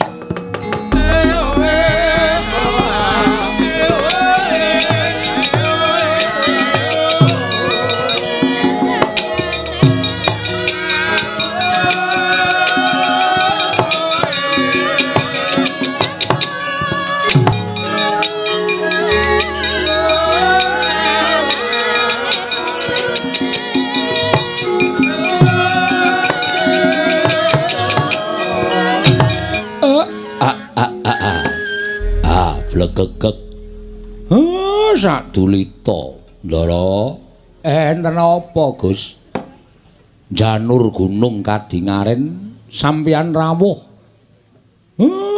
Dat sabene mung Ndara Abimanyu, lah kok niki nganti ingkang raka ing Pringgondani. Semar.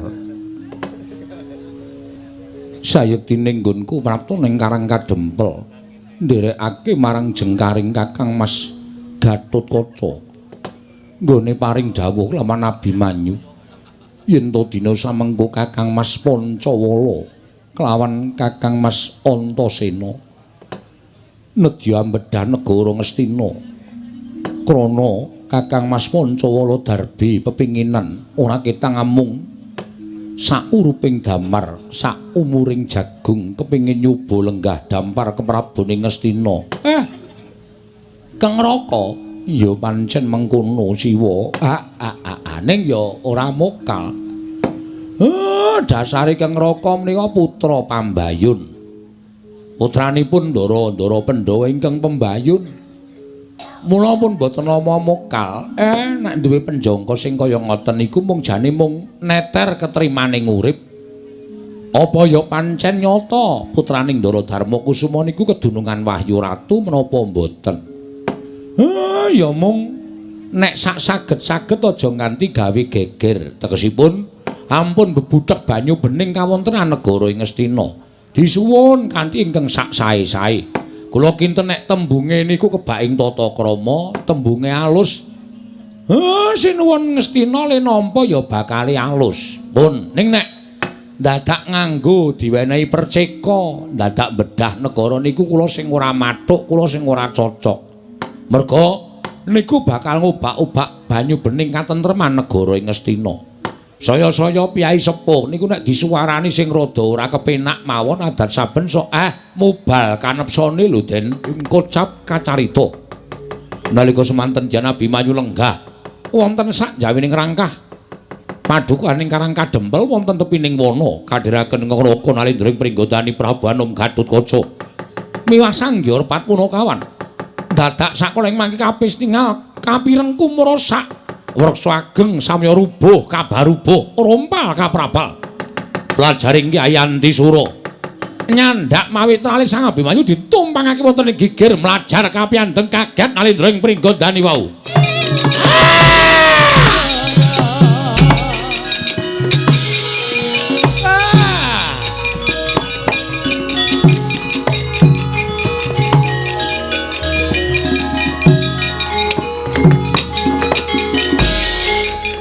Siwa Semar, ana gajah ingkang nyaut karo adhiku Abimanyu seminggu lak tututane tak pecahi sirahe. Mangke riyen. Nek ora ngerti mang takon. Sak kelibatan kula ora pangling gajah kok nganggo sandangan tanpa beda kaya piyai luhur. Nika gajah ora baen-baen. Nitik ulese ingkang ngembang duren. Nika Kyai Antisura mang tututi mawon nang awat-awati sing ketebian Ndara.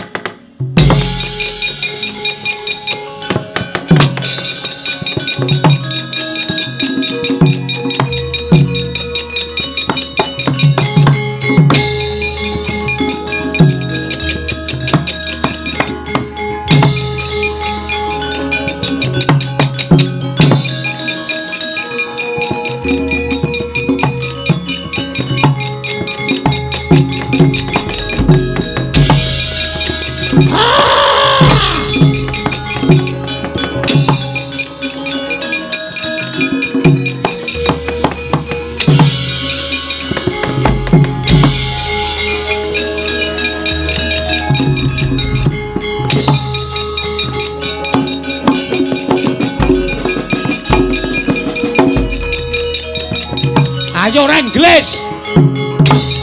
Ayo Reng.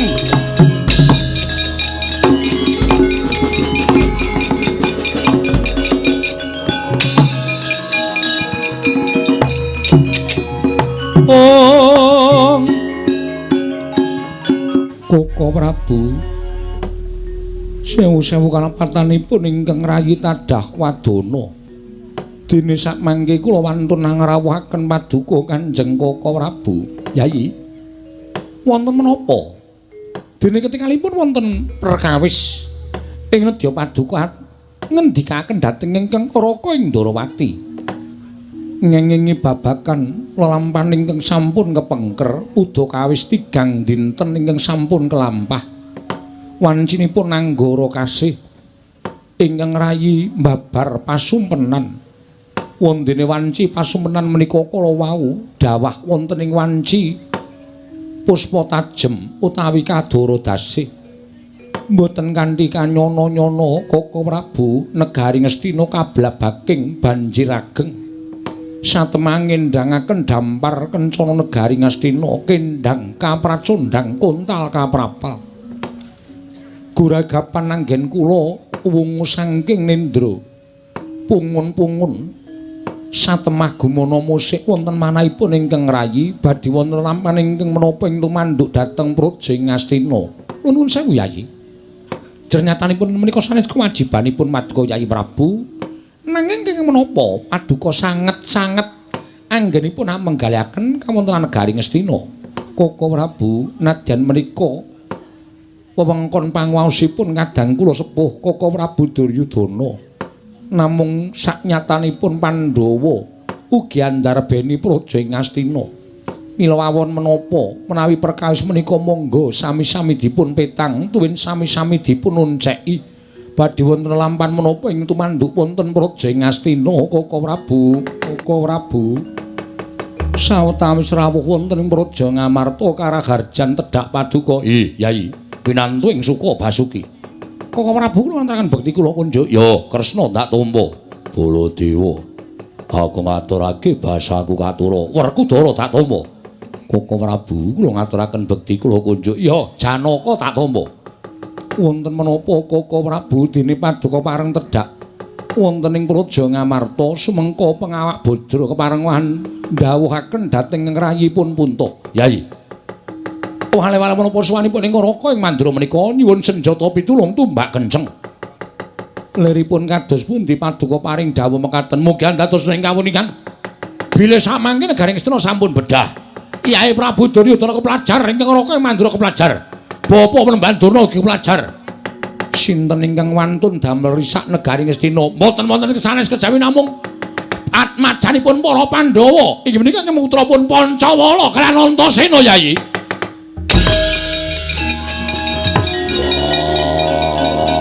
Werkudara sabar. Baladewa kakangku. Aja waton bisa ngucap Antasena duwe niat apa bedah negara Ngastina. Werkudara kowe tak kandhani. Antasena ngrajoki pakartine kadange tuwa ya kuwi si Pancawala. Ingkang kepengin lan kaselak lenggah dampar ora ketang mung sak uruping damar sak umpuring jagung. Nganti dadi dukane Prabu Duryudana. Geger negara Ngastina, Antasena ngobrak-abrik para sata Kurawa. Nenggala agemaning pun Kakang Dyasta utawa digawa dening anakmu si Antasena. Wah, caidan.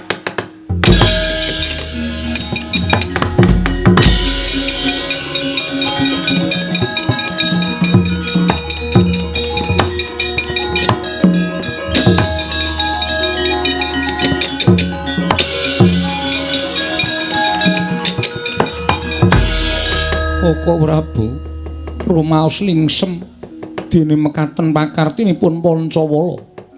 Lare wingi sonten ingkang wantun ngorek-orek dhateng pasuryanipun tiyang sepuh. Bebecer sastra wirang dhateng para Pandhawa lenggah prayogi kula ing mratitesaken perkawis menika Yayi.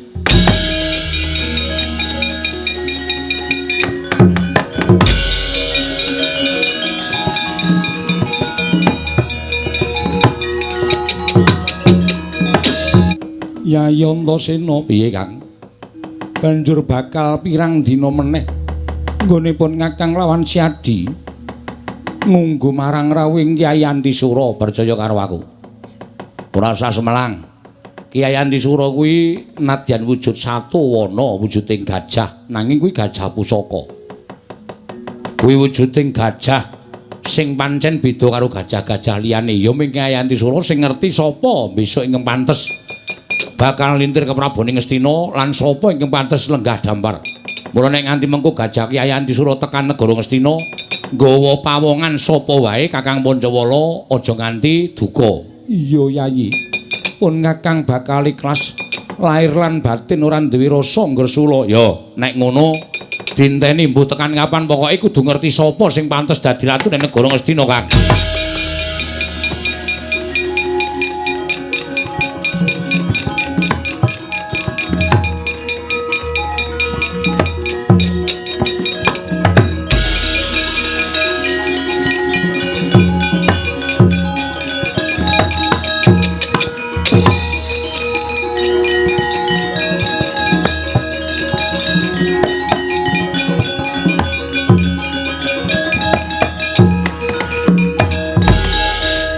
Dimas Irawan, Dimas Antarja. Nggih, Kakang Mas kula ingkang sowan. Ih, Kakang Mas kula ingkang sowan. Ngopo ya, Kang? Ya mergo pun Kakang wis krungu Yai. Pun Kakang mireng yen to si adilan Kakang Mas Pancawala bakal kepengin ngrasakake dadi ratu ning negara Ngastina. Tumulipun Kakang nusul ana ing kene sayekti ora ketamung sithik ngempek kamukten negara Ngastina. Sik, aja ngawur. Panjeni ate Kakang Pancawala kepengin lenggah dampar. Ning mau ngendikane Simbah Patih sing ngerti lan sing pono babakan negara Ngastina ki mung Gajah Ki Ayanti Sura. Lah terus piye Dimas? Gajah Ki Ayanti Sura Kakang Pancawala matur ngersaning Gajah Ki Ayanti Sura, sapa sing pantes antaraning Kakang Pancawala apa aku sing lenggah dampar ora ana sing dipilih. Malah Ki Ayanti Sura bedal saka wantilan mlebu ngalas seprene urung bali. Lah terus kok Dimas ora tumuli mukti ana negara Ngastina. Aku wong nrimo kok Kang nek pancen ora dikeparengake lan aku ki ora duwe ora kewahyon kanugrahan babakan kamukten wis trima dadi satria ngene iki ya ora apa-apa. Tur Kakang Pancawala ya wis trima dadi satria ngene iki ya ora apa-apa. Iya Dimas Antarja. Pun Kakang sayekti mung nyoba marang katrimaning urip. Jebul tinemune dudu Pancawala ingkang pantes lenggah dampar nadyan pun Kakang Ki putra ingkang tinemu pembayun lancur Pandhawa ingkang tuwa dhewe nanging jebul ora kasinungan kanugrahan mula pun Kakang trima mopo Yayi pun Kakang ora apa-apa. Gunjang ganjing langit kelap-lapaton lir kincanging risang mawe gandrung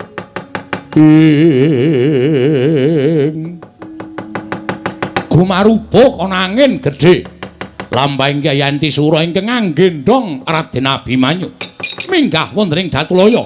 Raden Abimanyu kalenggaken wonten ing dampar kencana kaget kadra kasangsayaning para putra.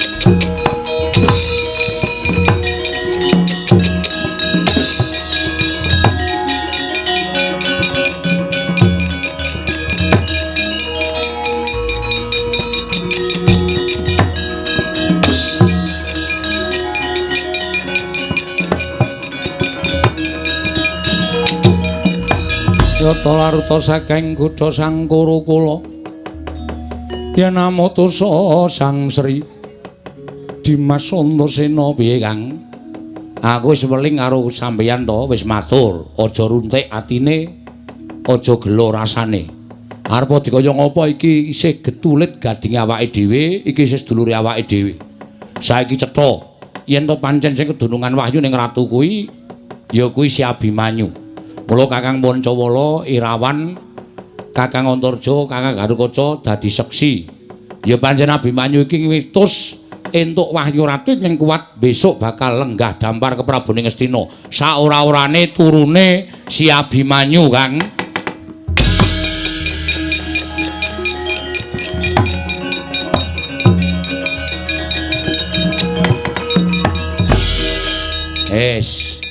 Saiki gandeng wis ana ratune sing ndapuk Nayaka aku.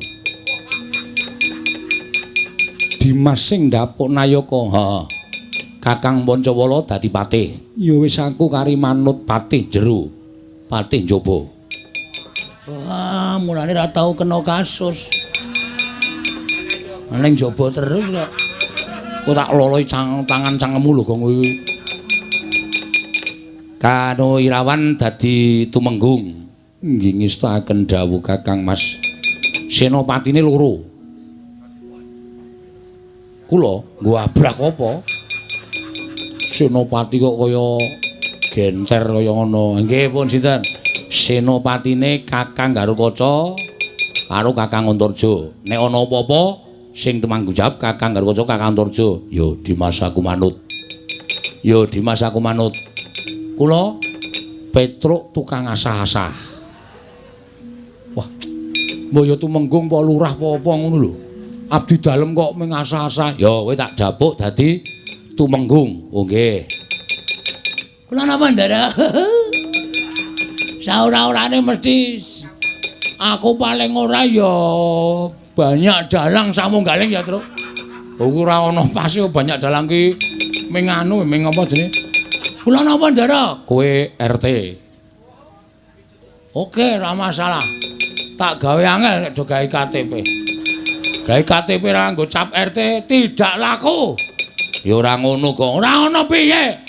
Kabeh do dadi senopati patih. Petruk dadi tumenggung kok aku RT iki adil ora? Lho. Hah? Ayo. Aku kudu dadi prameswari. Tak cocok sirahmu kowe. Prameswarine sapa? Prameswarine Ndara Abimanyu. Njuk kowe rabi karo iki no piye? Lah nek gelem dengkul kowe tengok kene wae. Wis kowe tengok kene. Ngono. Ora ngono, piye? Mlumah. Ngene? Heeh. Dadi apa aku? Dadi paidon. Maksude? Ayo nek ratu idu ning cangkemmu kuwi. Gusti was mempeng ora. Aku dadi emban wae ya. Wah iya. Ya sing sok mbarengi ratu nek metu Semar nesu Semar ngono kae. Ora soal man. Wis ngono wae. Kowe pokoke engko dadi apa-apa sakarmu kowe seksi sibuk, Gong. Oke. Ayo, Mas Senopati orang malang kerik ning ngarepe ratu. Yo, Bagong. Ah, ngono sopan dikit kenapa sih? Wis yo Kang, pokoke aku patin jero, aku patin jaba, Kakang Pancawala patin jero. Terus Sirawan tumenggung senopatine Senopati Antarja, Senopati Garukaca. Ya Dimas aku mingkari manut. Pokoke sapa sing arep ngagru-agru lenggahing adhiku Abimanyu ning negara Ngastina, Senopati kudu tata-tata samapta ing gati saweging diri. Ya Dimas, wis to dawuh.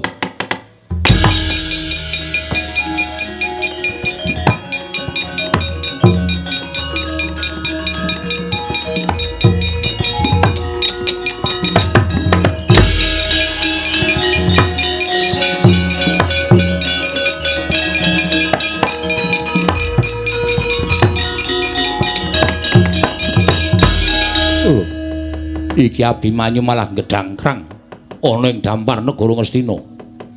Kakang Mas Setija Bumanara Kasura ingkang rawuh wonten negari Ngastina.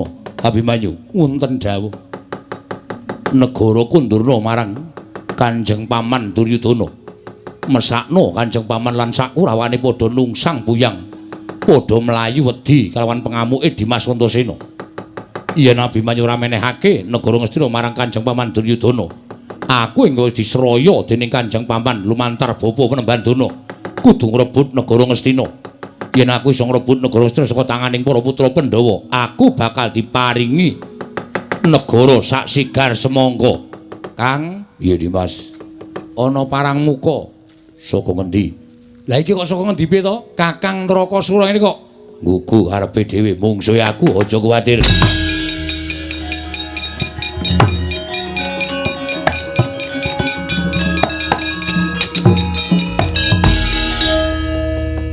Kakang Setijo, Gatotkaca piye?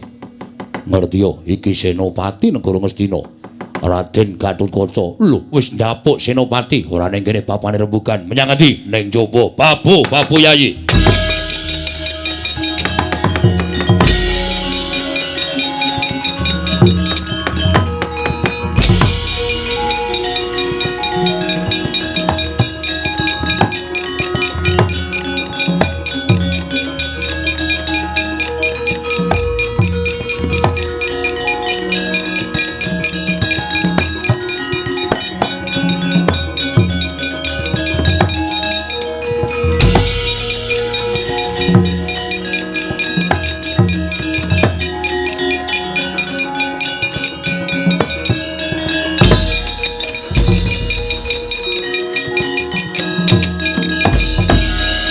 Modar we.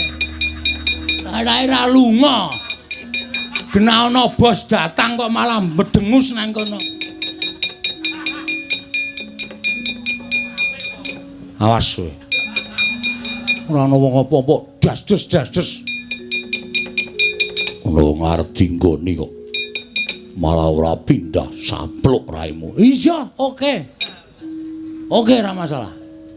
Suatu saat Pembalasan pasti datang. sapa-sapa Oleh Tuhan Yang Maha Esa. Iki nek wis sia-sia karo wong ngenten iki, rumasane ra dosa apa? Pembalasan teng hari akhir niku mesti sampean malaikate Werkudara kowe sok ngeplaki Petruk. Nyo, godo sirahmu. Tiyeng. Iki nek ngenengi aku tak keplak ndasmu lho. Dolanan guthik kok ngeneng ning ngarepe Nata Ndarawati. Lameng mraktekke iki sliwar-sliwar nang mripat. Minggat. Nesu. Lah iso jak guyon kresnane.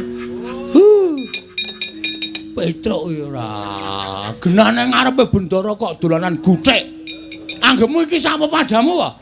Sinuwun Ndarawati, Prabu Sri Bathara Kresna. Heh, cenanangan ora. Syukur dikeplak. Heeh. Tak bares engko. Lho, Wani nglimpe ta. Wajake tuwa Bagong karo Kresna. Abimanyu wonten dawuh. Antasena, piye Pakde? Pancawala wonten dawuh.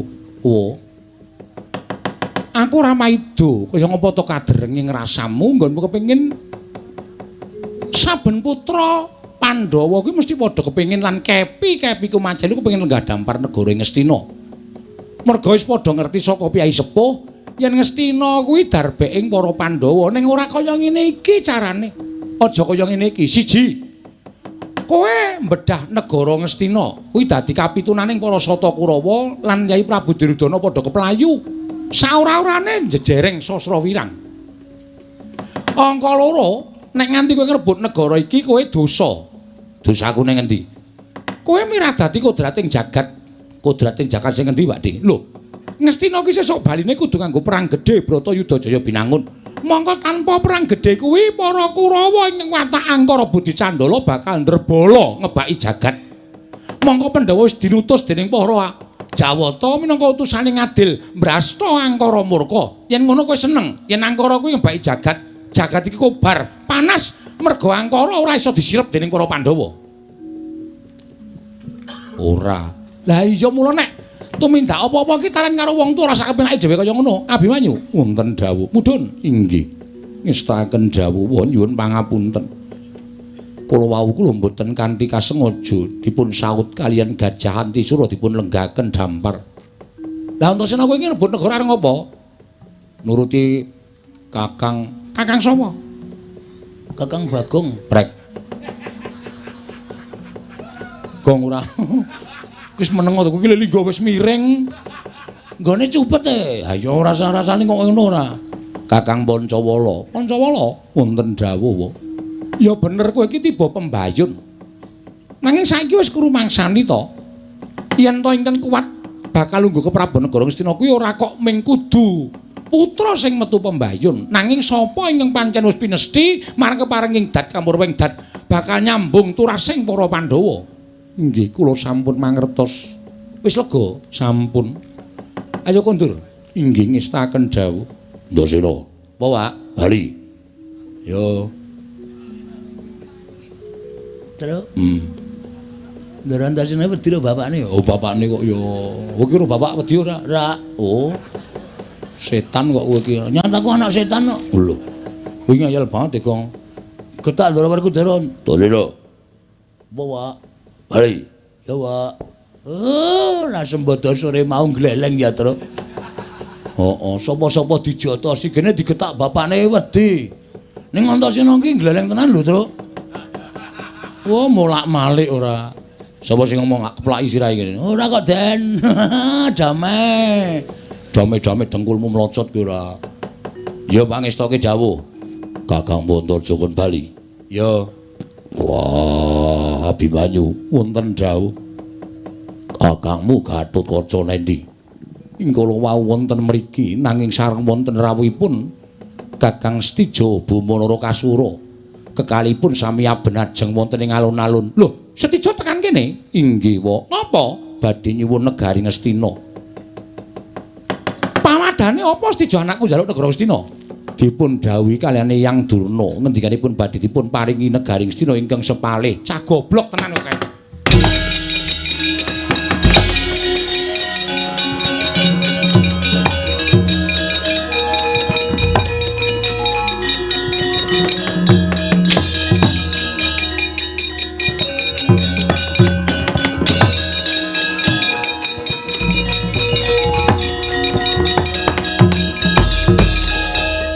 Antasena. Ngopo, Pak? Baladewa kakangku ngendika yen pusakane tok gawa. Heeh. Bareke. Ya. Kok tak titipke Bapak? Ora. Bareke dhewe. Ya. Bareke dhewe kok dititip-titipke bapane iki anggepe bapane iki kongkonan iki. Wah, bocah kok ora ngerti karo wong tuwa. Wis wani ngrebut pusaka Nenggala kok titipke bapane. Pira bara iki tanggung jawab. Endi, Gong? Golek obat mumet. Mumet mergo dikampleng kok golek obat ora. Ya ora-orane digunyer, gunyer-gunyer. Digunyer dengkulmu mlocot. Tru, nyilih dengkule, Tru. Nggo ngopo? Nggo gunyer. Ulinamu ya ora. Gunyer nganggo dengkul ora. Tak baleke, Pak. Bareke. Ya.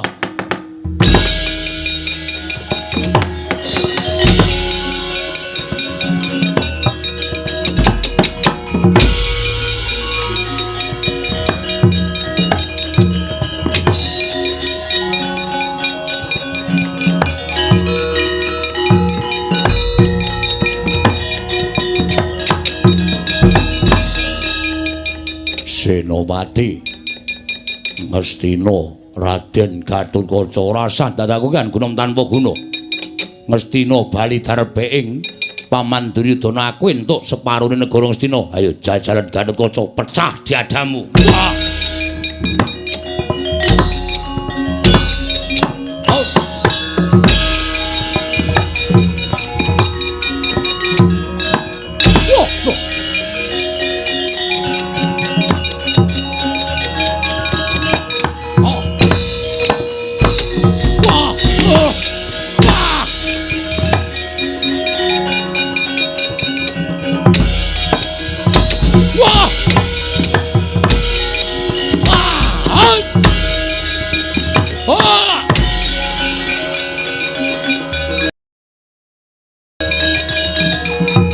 Gatotkaca.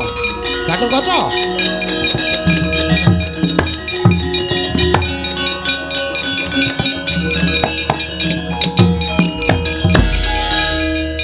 Stijo wonten timbalan.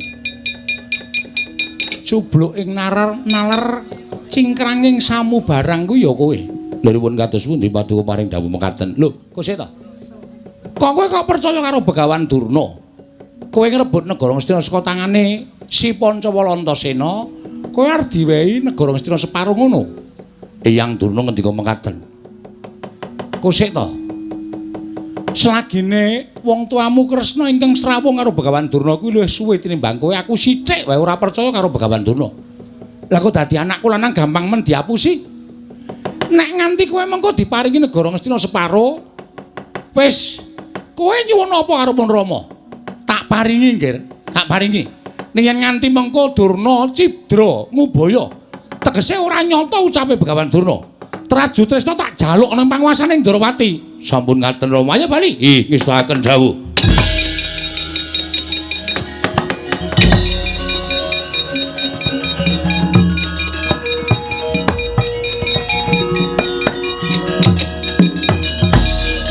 Luar ngapa? Balekke pusaka. Truk, Nun. Goleki Durna. Teng pundi? Wis kowe goleki ngene ora ketemu tak ajar kowe. Waduh cilaka iki. Suwe iki. Iso tekan setengah 6 ki engko. Aku ora ngerti Durnane endi, Gong. Nun. Goleki Siwa Mandura. Sudi. Lho. Tak ajar kowe. Sing akon ngantil aku mau sapa? Hah? Bareng bal ngantem kok terus kowe kongkonane anggepe aku ki apamu? Ora sudi aku. Lho, wani karo Antasena. Ora, ning aja ngono kowe. Iki kaya ya wong ora wani mbok ya menyang. Wela. Sing tuwa melu ngethak.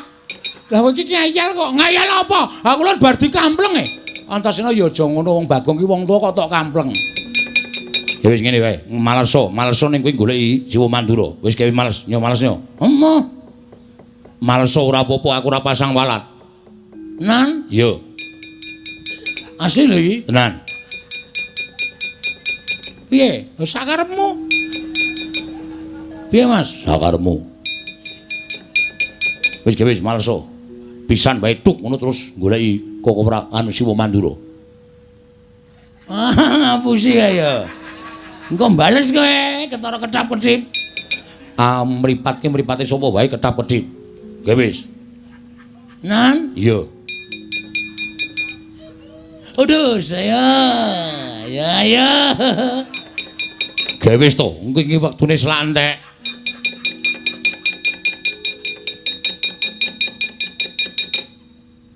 Loh, iki piye to iki? Arep mrene ra wani. Lah kok malah aku wani iki piye? Sorry, ngono guyon. Guyon, aku ki ratu. Kok dijak guyon.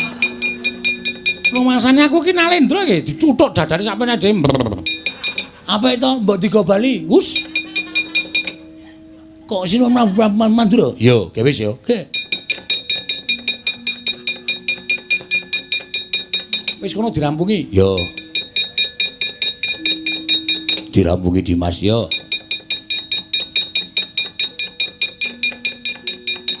Padose iku. Yo, piye? Ono apa aku? Sampeyan dipadosi Ndara Antasena. Wih, lah jagat waisane ku Bathara. Ning opo Antasena? Wah, setan iki. Kok kowe nyok? Wong tangane digeret sampenake dhewe kok aku ya mung nyirokke suarane Ndara Baladewa kok. Aku ya ngono ketemu Durna. Ya.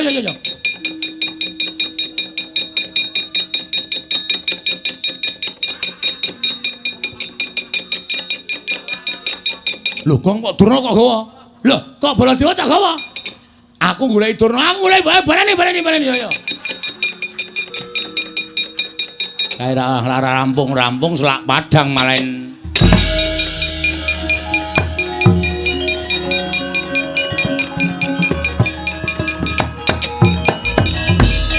Mbah, apa nggih? Aku arep balekke pusaka. Oh iya tak trima. Nyo.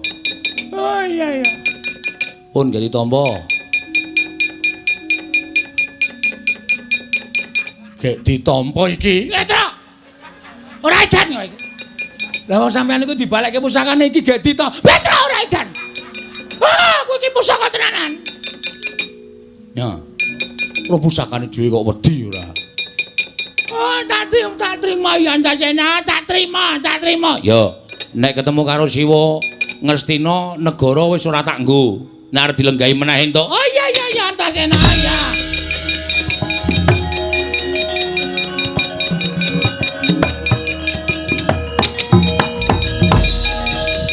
Mboten nonton e. Sapa? Kengwa Mandura. Lah kuwi apa? Ora omong-omong. Iki ngopo Bagong kok nesusunya apa? Tak goleki. Ya aku wis tekan kene. Nggih ampun dadi Ngundurke pusaka, Pakde. pusaka apa? Lho, Pakde rumangsa kelangan pusaka ora? Iya, nenggala tak kundurke. Yo. Sone nek nggunakake nenggala ora ngawur. Yo. Iki mergane wae. Oh, tak cocok siramu modar kowe. Kene ya dawa dira pusakane dhewe ya, Tru. Heeh. Ndekno nek wis nyekel pusaka, iki pitik sapa mlebu perkara aku iki? ora ana Baladewa kok ngrembug pitik kowe. Wis diasta, yo, tak trima. Ngestina tak kundurke, Pakde. Yo, tak trima Antasena.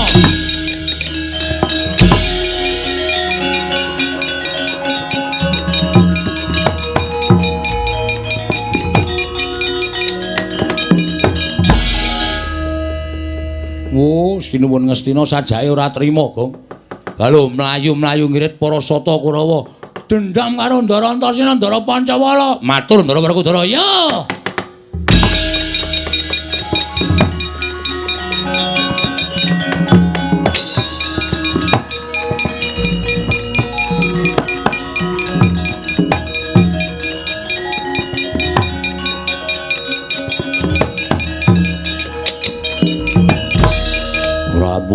Ora mulang karo anake.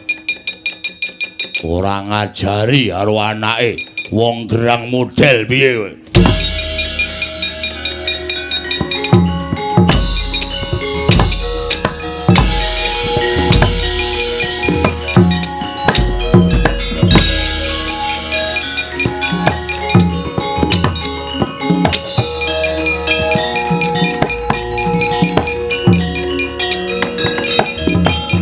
Arsa madangi jagat mungum-mungum sapucaking bukir gunung-gunung